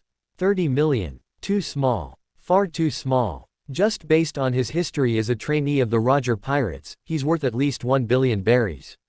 Kalen shook his finger. Nami still hadn't seen enough of the world to understand how valuable Buggy's background truly was. In fact, Kalen was holding back. He didn't want to scare her. Wah! 1 billion berries. Nami gasped, her eyes widening in shock. She couldn't even imagine that kind of money. She had worked for 8 years, tricking and robbing countless pirate crews, just to scrape together 100 million berries. 1 billion. That was on a whole other level. Even the 7 warlords of the sea in the newspapers rarely had bounties that high. Buggy is only worth 15 million berries right now. If he reaches 1 billion, that's... Nami counted on her fingers, calculating frantically. That's 66 times more. Nami's eyes turned into berries. This was an investment worth waiting for. She looked at Buggy's pirate ship in the distance as if she were staring at a golden mountain that would keep growing on its own. Watching Nami's expression, Kalen chuckled to himself. 1 billion berries wasn't even Buggy's limit. Who would have thought that this ridiculous clown would one day stand at the top of the 4 emperors, with a bounty of nearly 3.2 billion berries? The seed Kalen had just planted would one day bring him a return of 200 times. Stop daydreaming, little money grubber. How long until we reach Logatown? Kalen waved his hand in front of Nami's face, snapping her out of her thoughts. At this speed, we'll arrive early tomorrow morning. Nami quickly gave her estimate. Perfect. We'll collect the bounties, then head straight for the Grand Line. Kalen nodded with satisfaction. At this pace, they would reach the Grand Line the day after tomorrow. To be continued. Chapter 17. Acquired. East Blue, Logatown, Marine Base. Kalen and Nami dragged a large sack into the Marine Base. Inside were the captured members of the Arlong pirates. In order to capture these guys, Kalen had even left his giant sword on the ship. Mr. Kalen, this is the total bounty for the Arlong pirates, 45 million berries. A Marine respectfully handed over a box, opening it to count and display the contents before Kalen. Not bad. Kalen took the box and nodded with satisfaction. His berries had already been spent, and now he would need another 100 million berries to further improve his synchronization progress. These 45 million berries were just enough to keep his pocket money. Nami, here, take 2 million berries and go buy yourself something. Kalen casually handed Nami 2 stacks of berries, all in 10,000 berry notes. In his eyes, berries meant little. If they could not be used to increase his strength, they were no different from waste paper. 2 million berries might sound like a lot, but in reality, it was equivalent to only about $20,000 in purchasing power. Kalen, you're the best. Nami's eyes sparkled as she threw her arms around Kalen's neck and kissed him on the cheek. Although she had once held 100 million berries to save her village, she had never spent this much freely for herself. All right, I'm off to shop. Nami ran off, her face flushed red. She was naturally lively and bold, but this was her first time being this close to a man. She couldn't help but feel a little shy. Haha, that was unexpectedly sweet. Kalen touched his cheek where she had kissed him, feeling pleased. Girls like Nami were always likable. Well, since I'm here, I might as well take a look around. Carrying the rest of the berries, Kalen strolled through the streets, sampling all the snacks and street food along the way. This feels great. After biting into a skewer of grilled meat, the delicious juices bursting in his mouth, Kalen couldn't help but narrow his eyes in satisfaction. Suddenly, a soft body bumped into him. Kalen immediately felt an incredible softness pressing against his chest. No way, did someone just run into me with their chest? Kalen was full of question marks. Sorry. Are you alright? Tashigi's flustered voice came from below as she bowed stiffly to Kalen.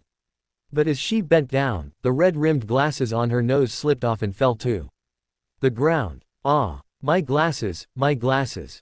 Tashigi squinted, her vision blurry as she fumbled around the ground in a panic. Seriously. Kalen sighed. So there really was such a clumsy beauty in the world. He bent down, picked up the glasses, and gently placed them into Tashigi's searching hand. Thank you so much. Tashigi quickly put on the glasses and bowed again, her face bright red. You're welcome, careless little marine. Kalen looked at the flustered Tashigi and smiled softly. What could he say? Now he kind of wanted to recruit this one. I'm not careless. Tashigi's face turned even redder. She wanted to argue, but clearly lacked the confidence. Her voice grew quieter and quieter until it was barely a whisper. I'm usually very reliable. How embarrassing. Tashigi lowered her head, staring at her toes, which kept fidgeting in place. She felt so awkward she wanted to dig a hole and hide. All right, I believe you. Kalen nodded gently, not teasing her further. He knew Tashigi well. She was a beautiful girl with a strong sense of justice and incredible bravery. Really? Thank you. Tashigi's eyes lit up in surprise. She bowed again gratefully. But as she bent down, the glasses she had just put back on began to slip off her face again. This is the worst. So embarrassing. Tashigi closed her eyes, already bracing herself for the familiar sound of her glasses hitting the ground. But the expected clatter never came. When she opened her eyes, she saw 2 slender fingers holding her glasses firmly in place.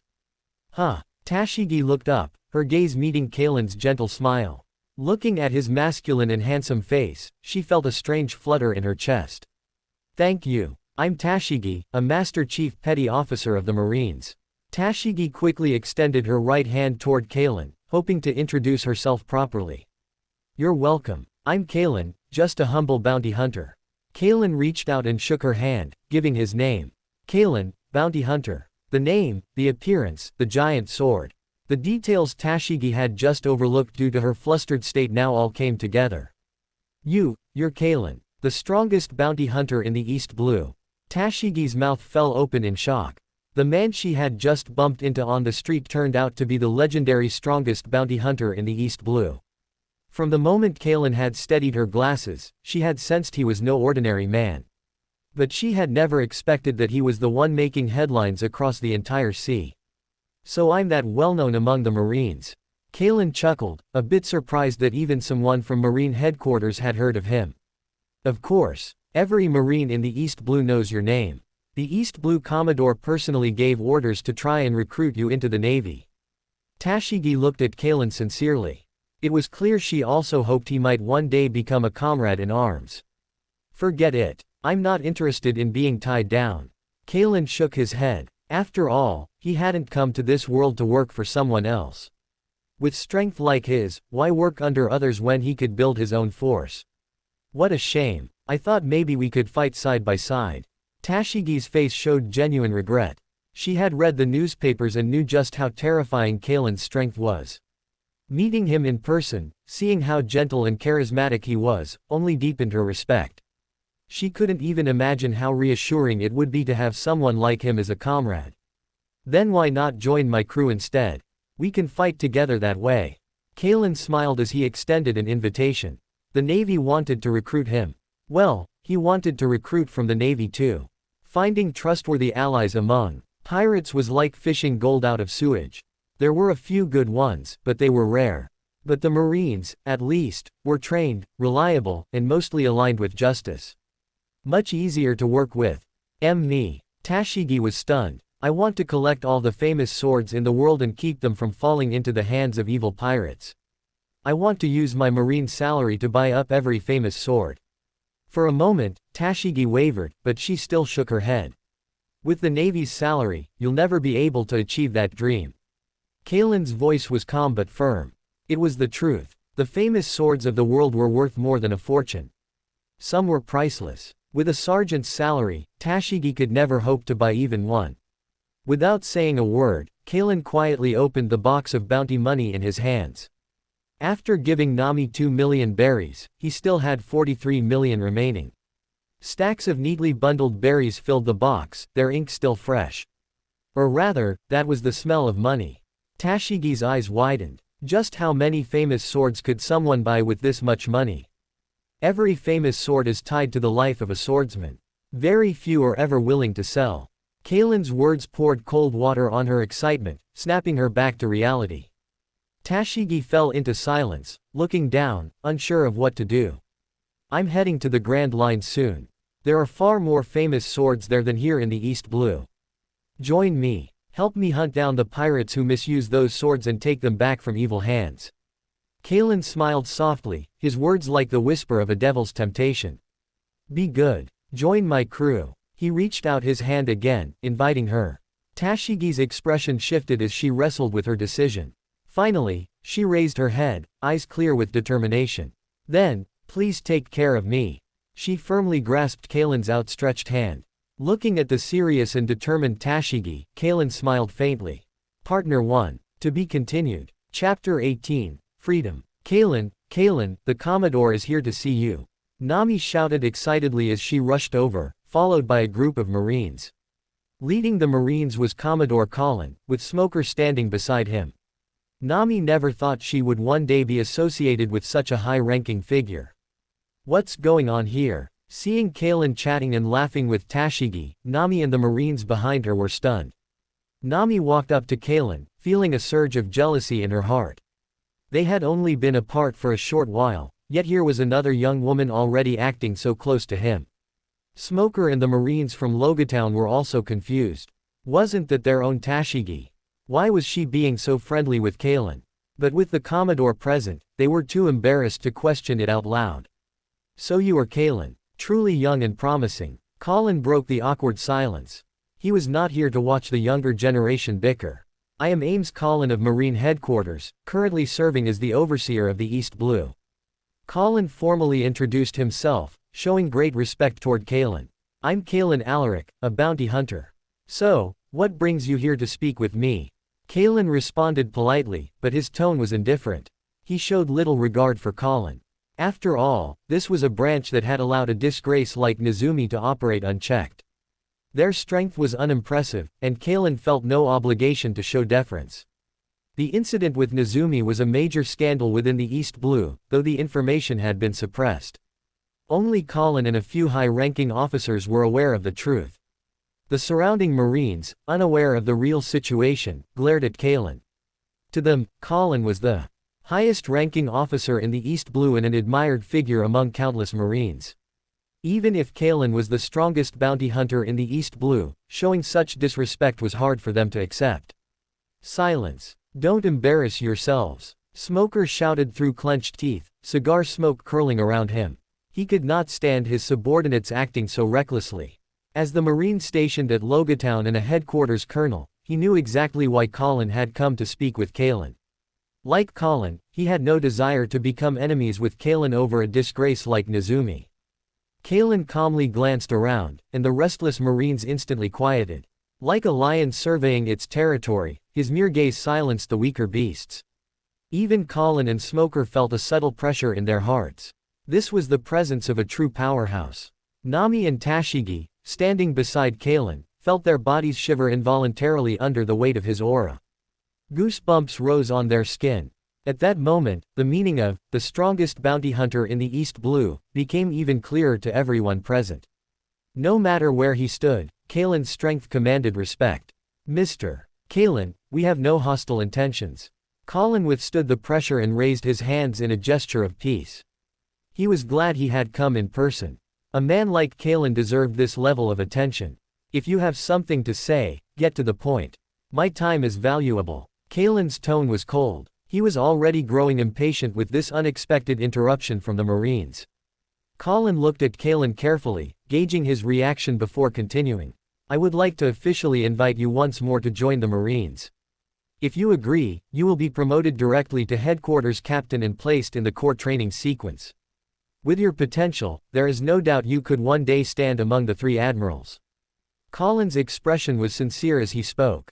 This was the highest offer he had been able to secure from Marine headquarters, an unprecedented invitation.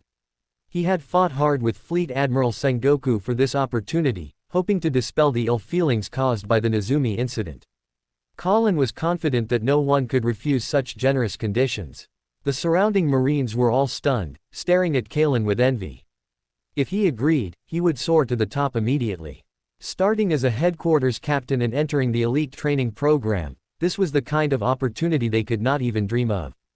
Colin's evaluation of Kalen was that he had the potential to reach the level of admiral. Admirals were the highest combat force of the world government, viewed as nightmares by countless pirates and held in awe across the seas. Even Nami and Tashigi looked at Kalen nervously. If he accepted, what would happen to their plans? It sounds good, but I refuse. Kalen did not hesitate at all and rejected Colin's invitation outright. It was not a matter of position. Even if they offered him an admiral's seat on the spot, he had no interest in becoming a dog for the Celestial Dragons. Joining the Marines was out of the question. That said, he was still willing to recruit from the Marines. Their training produced good talent. He actually refused. Many of the Marines found it hard to believe. Faced with such favorable terms, Kalen had declined so casually. For a moment, several Marines felt deeply shaken. The position and benefits they had longed for meant so little in Kalen's eyes. Why? Can you tell me your reason?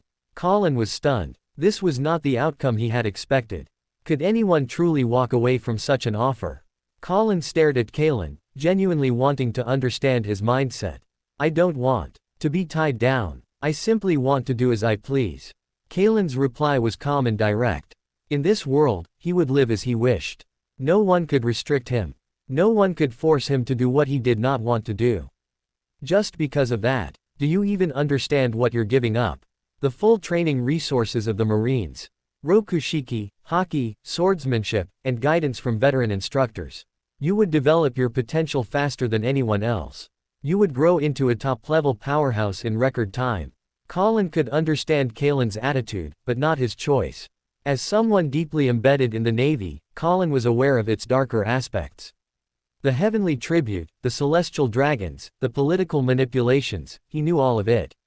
But compared to the offer laid before Kalen, all of that seemed trivial. Colin continued to describe the privileges and resources of Marine elites, hoping to sway Kalen's decision. I still refuse. Faced with Colin's tempting promises, Kalen did not waver in the slightest. If not for his current situation, maybe he would have considered climbing the ranks of the Marines. But with the heroic spirit synchronization system, his strength could grow at an absurd rate. There was no need to subject himself to anyone else's control. Swordsmanship and physical prowess. His Heracles template already provided that. Hockey. He would find Crocodile and harvest that experience for himself. If he wanted to go even further, Kaido was waiting, and 3-stick lessons would be more than enough to teach him. Why waste time climbing the Marine ladder when his system allowed him to grow faster on his own? In that case, I won't push further. If you ever change your mind, the Marines will always welcome you. Colin looked disappointed but kept his composure, maintaining a respectful attitude toward Kalen.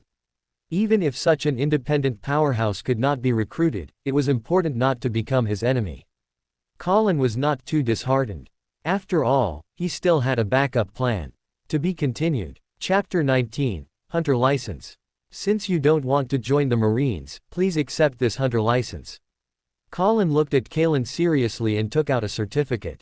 Hunter License. Kalen wondered if he had misheard. What was this? He didn't remember anything like this existing when he watched the anime. A Hunter License is a professional certificate issued by the Marines to bounty hunters. Anyone who holds it is considered a friend of the Marines and holds the same status as a Marine headquarters colonel. The license holder also receives a monthly salary. During your travels, you can resupply at any Marine base and request assistance from the Marines. When you need to enter the New World, you can cross the red line directly without having to sneak through the sea beneath it.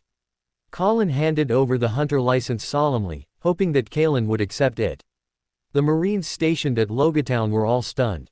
This was the first time they had ever heard of such a certificate. Wasn't this a bit too generous? Among the Marines present, aside from Colin, only Smoker held the rank of captain. A bounty hunter who wasn't even part of the Marines was now being given the same treatment as a Marine captain, simply by holding a Hunter License. If not for Kalen's reputation and Colin's authority, the Marines might have questioned this openly on the spot. Colin understood their frustration, but there were always exceptions in the world. Some people deserved special treatment. This Hunter License was part of Colin's backup plan, a special certificate prepared specifically for Kalen. Before this, the Marines had never issued anything like it. Until Kalen appeared, bounty hunters had never been considered important in the East Blue. It was difficult to hunt pirates there, and bounty hunters were not seen as deserving of such recognition. To qualify for this certificate, one would need the strength of at least a vice admiral and also maintain a friendly relationship with the Marines. In other words, this license was tailor-made for Kalen. With requirements this strict, the Marines had no intention of ever issuing a second one. This sounds great. What are the conditions? Kalen was in no rush to accept the Hunter License. After all, there is no such thing as a free lunch.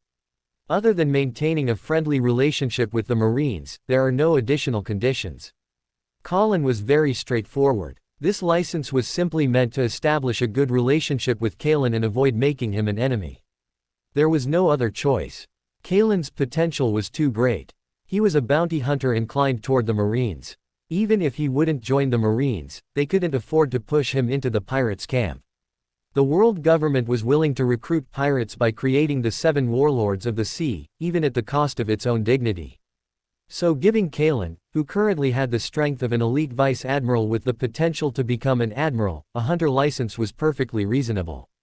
In that case, I will accept it. I hope we can have a good partnership going forward. With that, Kalen no longer hesitated and took the Hunter License. For now, he had no intention of going against the Marines. Besides, bounties were issued by the Marines, so there was no harm in accepting their goodwill. If the Marines ever provoked him, it would not stop him from getting angry at that time. Happy cooperation. Colin let out a sigh of relief and shook hands with Kalen, his face full of joy. Ever since Nezumi had been killed by Kalen, Colin had been worried that Kalen would hold a grudge against the Marines. Now that Kalen had accepted the Hunter License, Colin could finally set his mind at ease. Well then, if fate allows, we'll meet again. Taking Nami and Tashigi with him, Kalen turned and left. The purpose of coming to Logatown had been accomplished, and they had unexpectedly obtained the Hunter License. It was time to set sail again. Ellipsis. As Kalen and his group walked away, Colin, relieved of a great burden, also left with a smile. After the 2 main figures were gone, the previously tense Marines suddenly became restless. Captain Smoker, I want to be a bounty hunter too. A Marine spoke up quietly, clearly envious of the treatment Kalen had received. He had served in the Marines for 5 years and still hadn't made it to lieutenant. Kalen didn't even join the Marines, yet he was immediately treated like a colonel. The difference in treatment left him frustrated. Yeah, I want to be a bounty hunter too. We're also hunting pirates. Why does he get treated so well? Other Marines joined in, their eyes full of envy and dissatisfaction. Blinded by the idea of the hunter license, they could no longer see their own limitations. Shame on you. Think before you speak. Smoker looked at the group of Marines with disgust. Do you even understand how strong Kalen is? And what about your own strength? Just now, you were frozen in fear under his gaze. Now you're bold enough to talk big. Captain Smoker, we can't accept this. We want special treatment too. The Marines shouted back, their faces red with anger. Normally, they feared Smoker's authority, but now their jealousy had overwhelmed their reason. Disobedient, are you? Dissatisfied, are you? Do you even know how strong Kalen is? Weren't you the ones trembling in fear just a moment ago? You must be one of them. Smoker removed his cigar and blew a puff of smoke directly into the face of the Marine who was causing the most trouble. The Marine choked and coughed from the smoke but still stared at Smoker stubbornly. I may not be as strong as him, but I've contributed to the Marines. Thinking back to Kalen's imposing presence, the Marine's body trembled uncontrollably, but he refused to back down. As a Marine stationed in Logatown, he had captured many pirates and believed his contributions were significant. He often bragged about them. Kalen wiped out all the pirates in the entire East Blue. Do you think the petty thieves you caught can compare to that? Smoker scoffed. The total bounty of the pirates captured by these Marines was only about 5 million berries. Compared to Kalen's record, that wasn't even 1%. If Kalen had joined the Marines, based on his achievements alone, he would more than qualify to be a Commodore. Smoker jabbed his finger into the Marine's chest repeatedly, forcing him to step back again and again. Finally, the Marine collapsed to the ground, his spirit broken. The other Marines no longer had the same energy. One by one, they lowered their heads like defeated quails. If any of you want the same special treatment as Kalen, I'll transfer you to the West Blue right away. You don't even need to clear out the entire West Blue. Flatten half of it, and I'll personally make you a captain. Smoker swept his gaze across the room. Not a single Marine dared to step forward. Everyone lowered their heads. After being scolded by Smoker, they finally came to their senses. Who was Kalen? His power was so great that even Colin came in person to recruit him. His achievements were recognized throughout the entire East Blue. And who were they? Even if all of them joined forces, they still wouldn't be able to defeat him. The pirates they had captured couldn't even compare. How could they possibly expect the same treatment as Kalen? Smoker looked around at the silent Marines, deeply disappointed. If even one of them had the courage to step forward, Smoker would have respected him and focused on training him. Unfortunately, not a single one did. Smoker sneered silently. Compared to Kalen, who had the ambition to reject the Marines' offer and sail into the Grand Line on his own, these men lacked even the basic courage and resolve. Yet they dared to dream of special treatment. Ridiculous. At that moment, Smoker seemed to understand why Kalen had refused to join the Marines. With garbage like Nezumi and these weak-willed Marines around, how could they ever achieve anything great? Without even glancing at them again, Smoker turned and walked away to rest. To be continued. Chapter 20, Reverse Mountain. The next day at noon, the sun was high in the sky. At the training ground of the Logatown Marine Base, Smoker was training as usual. Strange, why didn't that foolish woman show up today? Smoker habitually lit a cigar.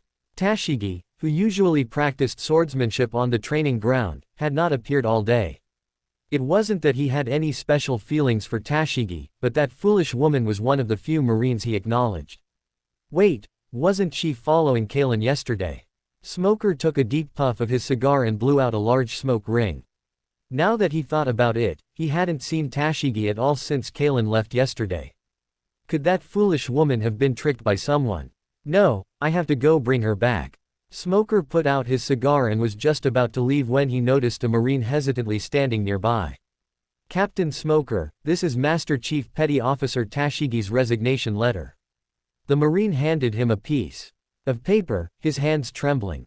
Smoker unfolded the letter. Ellipsis. Captain Smoker, thank you for your care. Please don't worry about me. I have joined Kalen's crew to search for more famous swords. I am truly sorry for the trouble I've caused you in the past. I hope that the next time we meet, you will have been promoted to Commodore. Also, Please stop smoking. It's bad for your health. Ellipsis. The letter was short, the handwriting rushed and sloppy, as if written in a hurry. My assistant was kidnapped. Smoker lit another cigar, took a deep breath, and forced himself to stay calm.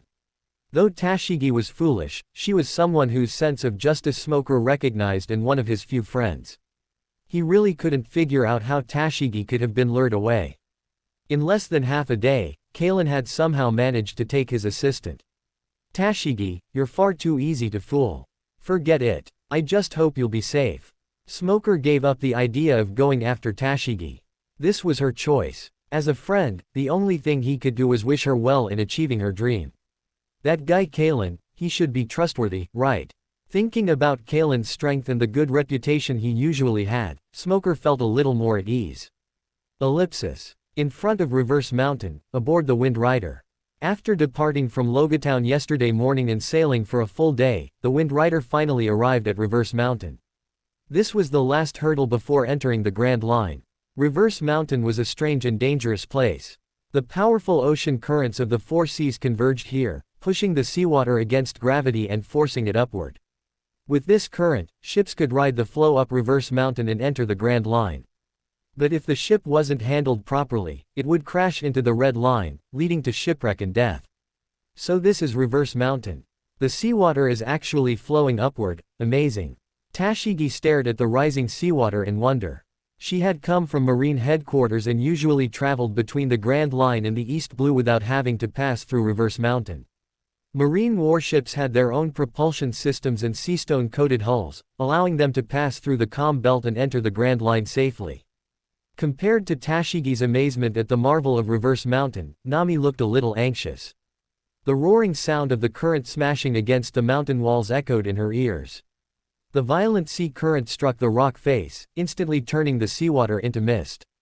If the ship got caught in it, it would be shattered instantly. In the narrow channel, the seawater surged upward at terrifying speed. If the ship wasn't steered properly, it would be flung into the air and smashed onto the Red Line. Every aspect of this place posed the ultimate challenge for a navigator. This place is dangerous. Can we really make it through safely?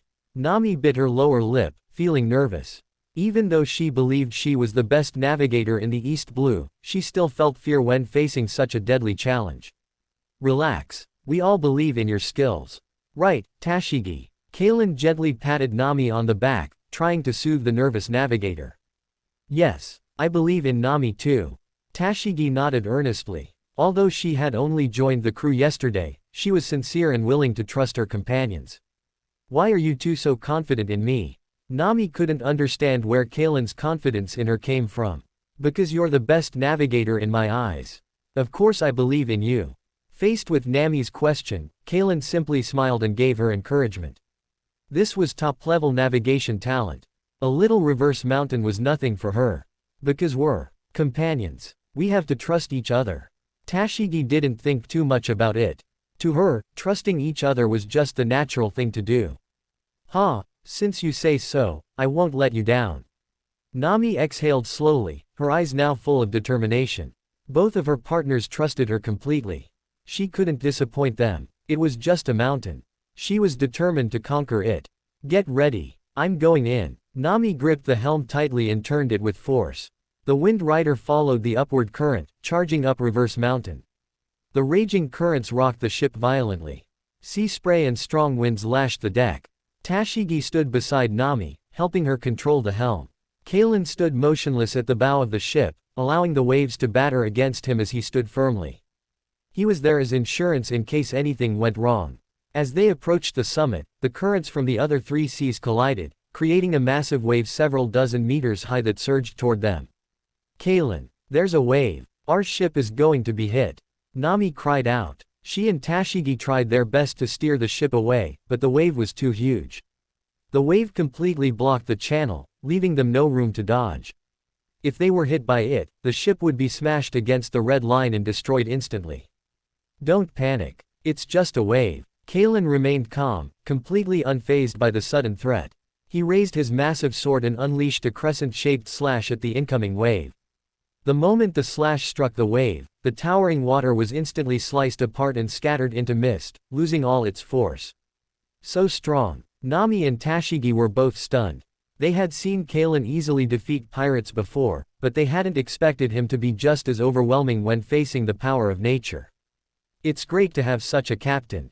Tashigi shouted excitedly. Kalen, standing there with his giant sword, cutting down the wave, gave her an incredible sense of security. Nami nodded in agreement. No matter the situation, Kalen always made people feel at ease. With joy from surviving the crisis, Tashigi and Nami worked together to steer the Wind Rider safely through Reverse Mountain.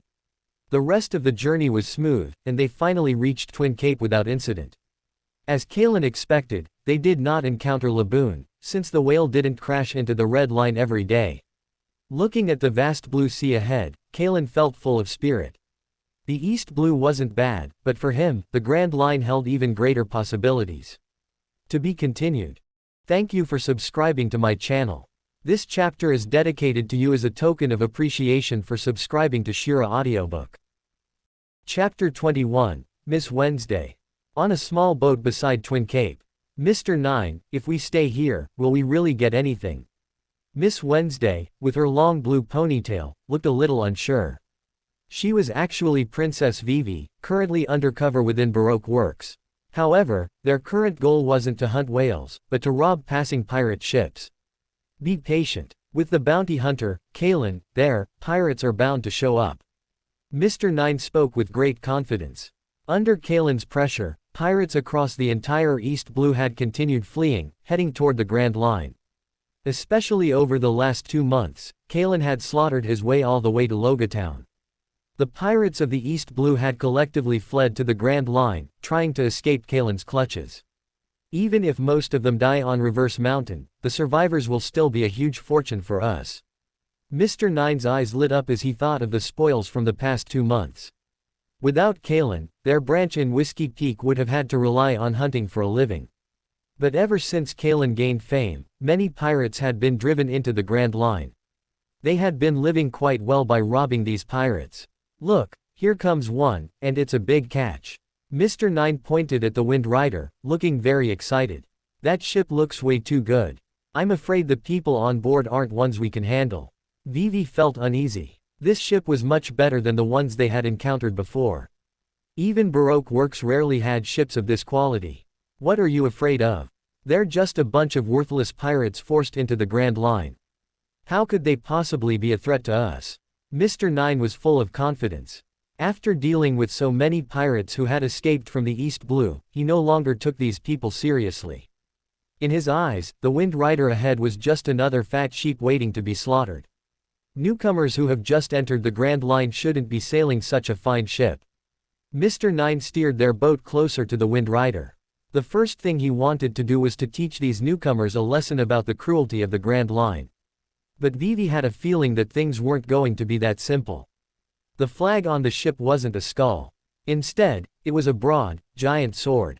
It looked vaguely familiar, like she had seen it somewhere before. What are you standing around for? Let's board them. Mr. 9, already starting to climb onto the Wind Rider, waved to Vivi. Vivi could only suppress the unease in her heart and follow him. Ellipsis. So this is the Grand Line. Getting robbed the moment we arrive, that's pretty rough. Looking at Mr. 9 lying on the ground and Vivi shivering nearby, Nami couldn't help but sigh. There were pirates waiting to rob them before their journey had even properly begun. But these 2 pirates are really dumb. The first battle on the Grand Line is seriously disappointing. Tashigi's face showed clear disappointment. Such an opponent wasn't even worth getting excited over. How could this happen? How could this happen? Mr. 9, sporting a huge bump on his head, looked completely dazed, his body limp and broken. As soon as he boarded the Wind Rider, Tashigi had struck him on the head with the scabbard, leaving that big lump. When he tried to resist, Kalen had pinned him to the deck with his sword, leaving him unable to even stand. Mr. 9 was completely crushed. This was nothing like what he had imagined. How could pirates be this strong right after entering the Grand Line? Vivi, still trembling on the side, quietly looked at Kalen holding his massive sword. Why you're the legendary Kalen Alaric. That face matched exactly with the one in the newspaper. In that moment, she finally understood. No wonder the giant sword on the flag had looked so familiar. It was clearly the same weapon she'd seen in the newspaper photo of Kalen. What? It's him. It's over, it's all over now. Mr. 9, still sprawled on the ground, was completely in despair. He had been thinking about how to escape, but now he realized there was no chance. I'm sorry. We were wrong. Please forgive us. Mr. 9 struggled to get up and knelt before Kalen, begging for mercy. Vivi also knelt down, pleading with Kalen. Years of undercover experience had long since hardened her. She knelt naturally, without any of a princess's reserve. What should we do with them? Turn them in for a bounty. Nami was eager to act. Though these two were pathetic, they'd still be pretty adorable if they could be exchanged for some berries. Please, don't do that. Mr. 9 and Vivi clasped their hands together and begged Nami for mercy. If they were caught by the Marines, Mr. 9 would likely be imprisoned for life, never seeing the light of day again. Vivi wouldn't be jailed, but her true identity would be exposed, and Baroque Works' plans would be ruined. I'm sorry. This is all our fault. Please let us go. We will never do this again. Both of them had their own reasons not to be caught and sobbed bitterly before Kalen and the others. It looks like the Marines don't even have a bounty on them. Tashigi flipped through the bounty posters but didn't find any for Mr. 9 or Vivi. Yes, we're worthless nobodies. Please just let us go. Mr. 9 and Vivi looked gratefully at Tashigi, thinking she was like an angel. What? They're just a couple of losers who don't even have a bounty. So useless. Why not just toss them into the sea and let them fend for themselves? Nami was visibly disappointed. She had hoped to make some good money, but it turned out these two weren't even worth a single berry. In that case, might as well throw them overboard. After all, they were pirates who tried to rob them, definitely not good people. Damn it. How can someone so beautiful be so vicious? Mr. 9 and Vivi glared at Nami, furious. How could such cruel words come out of the mouth of a woman so pretty under the sunny sky? If they were thrown into the sea, they wouldn't be able to swim back to Whiskey Peak. They'd surely die. You're wrong. They aren't just ordinary pirates. They're agents of Baroque Works. Crocodile's subordinates. Kalen stared at the two kneeling before him as he revealed their identities. Crocodile, one of the 7 warlords of the sea. Nami and Tashigi were stunned.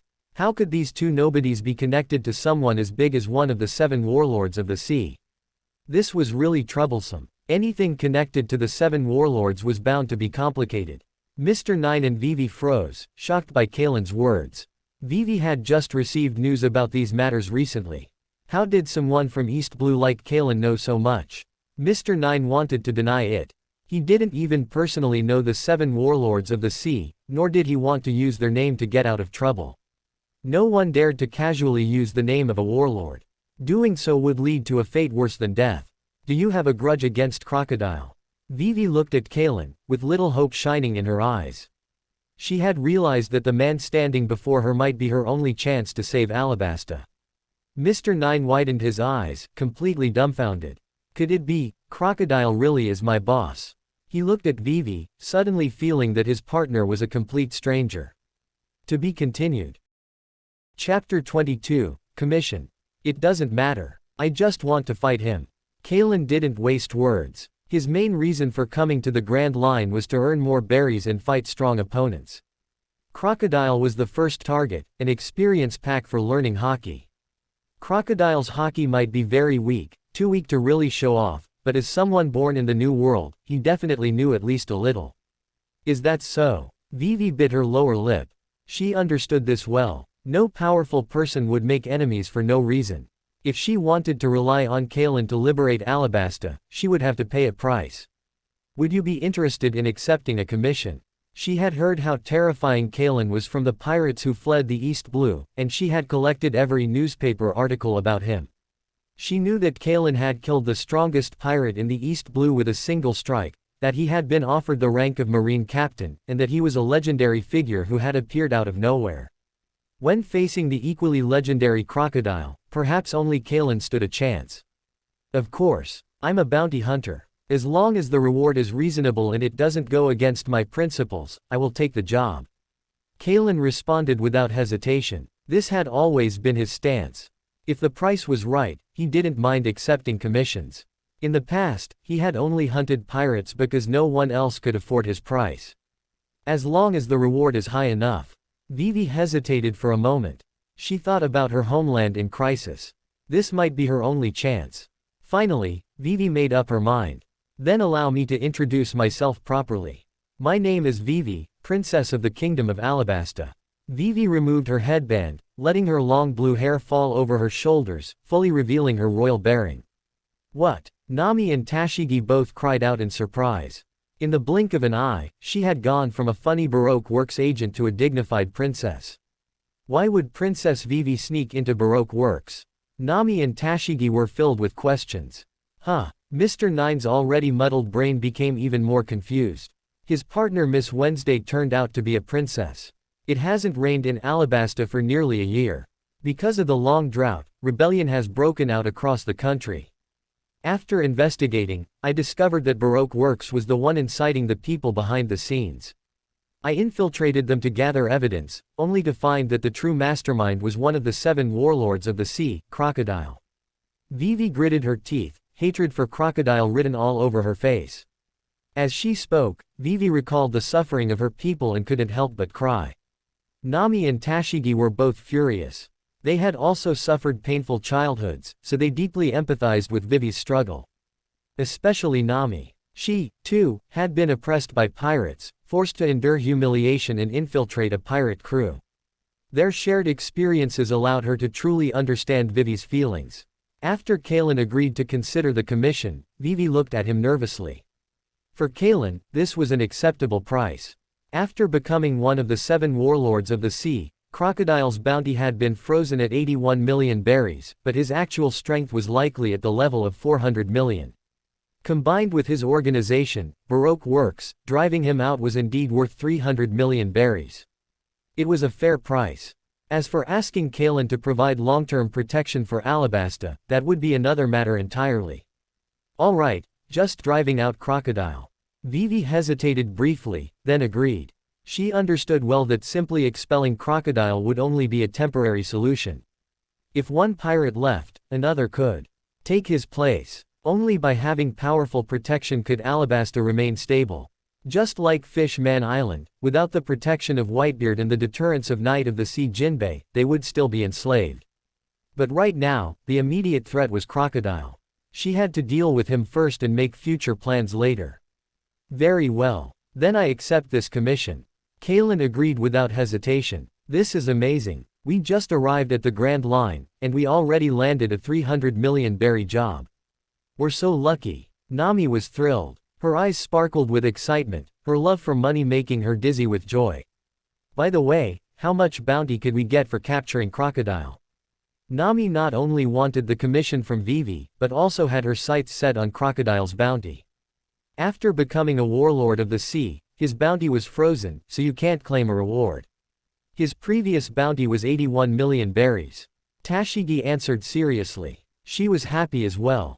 This journey might give her the chance to recover many famous swords. As for the danger involved, her naturally optimistic personality kept her from worrying too much. What? 81 million berries? Nami was stunned. She had only heard of the 7 warlords of the sea in name before. No one had ever told her their bounties were so high. It was 4 times Arlong's bounty. She couldn't even imagine how strong Crocodile might be. Kalen, maybe we should just let this go. A pirate that powerful is too dangerous. Nami looked at Kalen pitifully. Even though she knew how strong he was, she didn't want him to take unnecessary risks. Hearing this, Vivi also looked nervously at Kalen. She couldn't afford to lose this opportunity. Tashigi was confused. Why was Nami so indecisive? It seemed very strange to her. Don't worry. Crocodile is just a crocodile. He's no match for me. Kalen reached out and gently messed up Nami's orange hair. Feeling the warmth of Kalen's hand, Nami gradually calmed down. Just as Kalen trusted her sailing skills, she should also trust in his strength. That's right. Kalen had defeated Arlong with a single strike. What's there to be afraid of? Kalen single-handedly crushed the East Blue Pirates. Even the warlords of the sea are probably no match for him. Nami kept repeating this to herself, until she finally felt full of confidence in Kalen. In the end, Kalen and the others accepted Vivi's commission. Vivi smiled from the bottom of her heart. Maybe, just maybe, they really could defeat Crocodile. At that moment, everyone on the ship was in high spirits, except for one person. Mr. Nine, lying there beaten and broken, thought desperately, help. I'm the only outsider here. What should I do? He had overheard so many secrets. Would he even be allowed to live? To be continued. Chapter 23, Fighting Against the Sea. My employer, how should we deal with this guy? Kalen pointed at Mr. Nine. Since Vivi had now become a valuable client, the decision regarding the insignificant Mr. Nine was left to her. He is my companion after all, and he has always taken good care of me. Vivi looked hesitant. She had gotten along well with Mr. Nine and didn't want to kill him so easily. Angel, Miss Wednesday, you are truly an angel. Mr. Nine looked at Vivi with tears of gratitude streaming down his face. He was overwhelmed with emotion. Rough him up a bit so he cannot report back for at least 7 days. Vivi turned her back to Mr. Nine, frowning as she made her decision. In order not to jeopardize her great mission of saving her country, she had no choice but to make this decision. I understand. Kalen nodded. This kind of small matter was easy to handle. In fact, it didn't really matter whether they let Mr. Nine go or not, because Crocodile had already learned Vivi's true identity. The information Vivi had discovered about Crocodile was simply bait, intended for Nico Robin to fish out their enemies. Will you hate me for this? Kalen walked up to Mr. Nine and looked down at him. Mr. Nine's tearful eyes widened as he shook his head frantically. Hate Kalen? How could he possibly dare? Kalen nodded in satisfaction, then, crack, crack, crack, crack, ah. The pain was unbearable. Mr. Nine's eyes overflowed with hot tears as his face contorted into a grimace of agony, twisted by intense suffering. Don't be a pirate again. It will only get you killed. Kalen spoke calmly, as if offering a simple piece of advice. I will never be a pirate again. Mr. Nine sobbed, nodding desperately, his eyes full of tears. Being a pirate was far too dangerous. He just wanted to be a good person now. Mr. Nine felt that it would take a lifetime to heal the trauma he suffered in just half a day. Kalen nodded with satisfaction. Another lost lamb saved. His merits were immeasurable. He placed Mr. Nine along with some food onto the small boat they had come in, and the Wind Rider gradually sailed away. Ellipsis. Let's head to Whiskey Peak first. I need to meet with my captain of the guard. After that, we'll go to Alabasta to save my country. Vivi's captain of the guard was still undercover at Whiskey Peak. She had to rendezvous with Agaram first. By the way, do you have a log pose ready? Vivi turned to Nami and asked. This was the first test for any newcomer entering the Grand Line. Without a log pose, it was easy to lose one's way and eventually die at sea. Because some islands in the Grand Line contain massive mineral deposits, the magnetic fields along the route are completely disordered. In this situation, only a log pose unaffected by the magnetic field can be trusted. Vivi patiently explained to Nami. Most newcomers to the Grand Line didn't understand this. She had seen many of them fail. Nami pulled out an ordinary compass, but it was already spinning wildly under the influence of the magnetic field, completely useless. Kalen, do we have a log pose? Nami looked at Kalen, questioning. She was from the East Blue and didn't know much about this. But Nami was not disappointed. As expected, Kalen was well prepared. Don't worry, I have it. Kalen answered calmly and tossed 2 log poses to Nami. These were left behind by the Arlong pirates, 1 ordinary log pose, and 1 eternal pose pointing to the Sabayati archipelago. The log pose was their preparation for traveling the Grand Line, while the eternal pose was their way home. There's no scale, only the island's magnetic field to guide the direction. This is incredible. Nami stared at the log pose in her hand. It was completely different from an ordinary compass. This was a brand new world to her. The log pose needs to be set at Twin Cape, and once you choose a route, you can't change it afterward. Also, each time you reach an island, the log pose needs to recharge from the magnetic field, and the recharge time can range from 1 day to 1 year. With Vivi's guidance, Nami quickly learned how to use the log pose and set their first route toward Whiskey Peak. Then our next destination is Whiskey Peak. Let's go. With a clear goal in mind, Nami felt energized. Following the log pose's guidance, the Wind Rider sailed toward Whiskey Peak. At first, the sky was clear and the sea was calm. But as soon as they left Twin Cape completely, the weather changed dramatically. Thick fog covered the sea, and extreme weather like strong winds, heavy rain, and snow appeared one after another. Turn around, we're off course. The worst part for Nami was that, after not checking the log pose for a while, the ship's direction had almost reversed. The sea here is like this. Both the weather and wind direction are unpredictable and unreliable.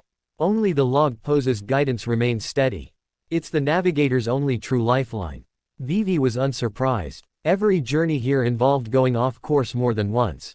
Sweating nervously, Nami quickly issued commands to correct their course.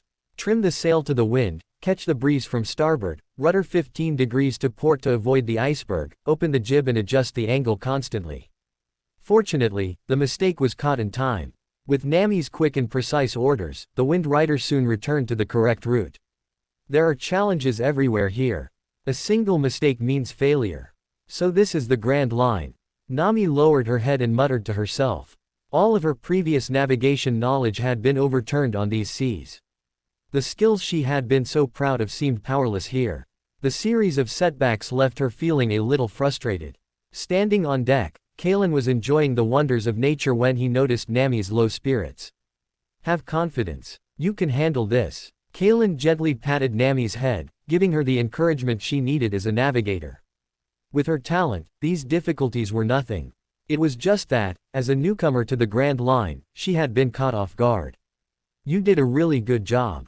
You're the most talented navigator I've ever met. Tashigi gave Nami a big thumbs up, full of genuine admiration. This wasn't just empty comfort. She truly felt Nami's talent. Even when facing extreme weather, her instincts and leadership were outstanding. Compared to the navigators on Navy warships, she was even more impressive. Yes, when it comes to navigation talent, I'd call you the strongest. Vivi also praised Nami sincerely. The only thing she lacked was time and experience. Hearing the encouragement from the three of them, Nami's eyes lit up again. Fighting against the sea, that's the fun of being a navigator. She would follow Kalen and conquer these seas. Ignited with passion, Nami resumed command. Neither heavy rain nor snow could stop the Wind Rider's advance. It's an island. Nami exhaled a breath of relief, her mood lifting. What a huge cactus. Tashigi marveled at the cactus-like island ahead. We made it safely. This is Whiskey Peak. Vivi smiled as well. Every successful voyage across the Grand Line was something to celebrate. Looking at the island ahead, Kalen smiled. There would definitely be some interesting people waiting on this island. To be continued. Chapter 24, Whiskey Peak. Whiskey Peak. Two hidden sentries stationed in the fog. Look, pirates. Another pirate ship is coming. The sentries, Shifa and Yog, exchanged surprised glances. Business has been really good lately, all thanks to the strongest bounty hunter from the East Blue. If not for him driving so many pirates into the Grand Line, how could we be getting so much action here? Ha ha ha. As they spoke, they couldn't help but laugh out loud. Over the past few months, their performance had skyrocketed. Their results in just half a year now matched what used to take 2 years. Even their boss, who was usually indifferent, had praised them for the first time. And all of this was thanks to the man who had crushed the pirates of the East Blue. With such a good ship, the haul this time will definitely be huge. Shifa licked the corner of his mouth, full of excitement. They had worked at Whiskey Peak for so long, but this was the first time they had seen such an impressive ship as the Wind Rider. They could hardly imagine how much profit they would make if they successfully captured it. But, could there be a problem? Yog hesitated. A ship like this might not be so simple. What are you afraid of? The people coming through here are always rookies who just set sail, probably deserters from the East Blue. Shifa didn't care at all. They had done this work for so long, and they had never met anyone they couldn't handle. Then I'll go report to Mr. 8. Looks like we're about to strike it rich. Yog also felt he was overthinking it and quickly went to report. Such a fat sheep couldn't be taken lightly. Soon, all of Whiskey Peak was buzzing with excitement. When the Wind Rider sailed into the inner river of Cactus Island, cheers erupted from both banks. Welcome to the Grand Line. Welcome to our town. Long live the warriors of the sea. The people on both sides cheered enthusiastically, warmly welcoming the arrival of the Wind Rider. Ellipsis. Are the people of the Grand Line always this friendly? Nami was surprised. Hearing the cheers of the townspeople, she couldn't help but feel happy. At the same time, Nami felt confused. Twin Cape was the true entrance to the Grand Line, and Mr. Nine and Vivi had tried to rob them there. But now, Whiskey Peak looked like a peaceful paradise. This is great. Looks like we can have a fun, relaxing day. Tashigi smiled, her eyes narrowing into cheerful crescents. Born in the Navy, her sense of vigilance was not as sharp as Nami's. She was completely unsuspecting. However, Kalen had no intention of exposing the truth. Everyone, don't. Vivi was about to warn them, but Kalen gently covered her mouth. She looked at him in confusion, unsure of his meaning. Shish. After such a rough journey, let's enjoy ourselves for a while. Kalen whispered beside Vivi. The entire Whiskey Peak was a Baroque Works branch. The friendly villagers were all bounty hunters, specializing in targeting rookie pirates who had just entered the Grand Line. Everything they were seeing now was just a sugar-coated trap. But Kalen didn't mind. He was happy to enjoy the sugar coating before shooting back the cannonball. Feeling his warm breath against her ear, Vivi blushed and nodded. Vivi, what were you trying to say? Nami and Tashigi noticed the exchange and turned to look at Vivi and Kalen. She meant that we shouldn't be so tense. We should all relax and enjoy ourselves today. Right, Vivi. Kalen winked at her. Why yes, that's right. Everyone should have fun today. Vivi was flustered but still managed to go along with Kalen's words. At that moment, her mind was still spinning over Kalen's closeness. Even though Kalen was strong and good-looking, they had only just met today. Sorry, it's too soon. I can't accept. Vivi closed her eyes and whispered with a red face. But after waiting for a while, there was no response. Vivi opened her eyes and realized that no one was on the ship anymore. Vivi, come on down and join us. On the shore, Nami and Tashigi waved at her, while Kalen stood nearby smiling. I'm coming. Vivi was so embarrassed she wished Crocodile would just kill her right then and there. Vivi, why are you so stupid, overthinking everything like this? How embarrassing. Cursing herself silently, Vivi took a few deep breaths to calm her emotions. She quickly got off the ship and joined Kalen and the others, trying her best to act normal. But she couldn't help sneaking glances at Kalen. He doesn't know, does he? Seeing Kalen happily chatting with the villagers, Vivi finally felt relieved. Thank goodness. As long as no one noticed, she hadn't made a fool of herself. Vivi forced herself to stop paying attention to Kalen and started talking with Nami and Tashigi. As Vivi's gaze left him, Kalen's smile grew even brighter. No helping it, she was too amusing. He couldn't help but laugh. At that moment, a burly man with a suit and golden curly hair approached Kalen. Ahem, welcome. My name is Agarapoy. Ahem, everyone is surprised by how lively Whiskey Town is. Brewing and music here are very well developed. Ahem, hospitality is our town's proudest tradition. Ahem, tonight, let's celebrate with the finest wine of the town and the legendary tales of brave adventurers. Agarapoy appeared kind and friendly as he welcomed Kalen and the others on behalf of the whole town. However, his constant coughing made people worry that he might cough up a lung. Kalen smiled. He knew this man's true identity. It was Agaram, Vivi's captain of the guard, who was undercover in Baroque Works under the codename Mr. 8. Dear warriors, you've been through so much. Please, join us at the banquet and relax. Agaram invited warmly. Nami and Tashigi were still a little hesitant, looking toward Kalen for guidance. Let's go. This is a rare chance to enjoy ourselves. Everyone, relax. Kalen gladly accepted the invitation, pulling Nami and Tashigi into the festival crowd, bringing Vivi along as well. Ahem, that's wonderful. Tonight's banquet will surely satisfy you. Agaram smiled as he watched the group join the festivities. But deep down, he was filled with questions. Why was Princess Vivi with them? And where was Mr. 9? Hey, wait a minute. I haven't asked how long it will take for the log post to reset here. Nami tried to break free from Kalen's arm, still focused on the important details. I already asked. It'll be ready by tomorrow. Now, just enjoy yourself. Kalen replied confidently, holding Nami with his left hand and Tashigi with his right, while nudging Vivi along with them. When did he ask? Why didn't I hear it? Agaram scratched the back of his head, sensing that something about today's situation was off. But he quickly pushed those thoughts aside. Right now, the priority was figuring out what was going on with Princess Vivi. The sun slowly set over Whiskey Peak, and the banquet to welcome the newcomers began in full swing. To be continued. Thank you for tuning into today's video fan fiction story.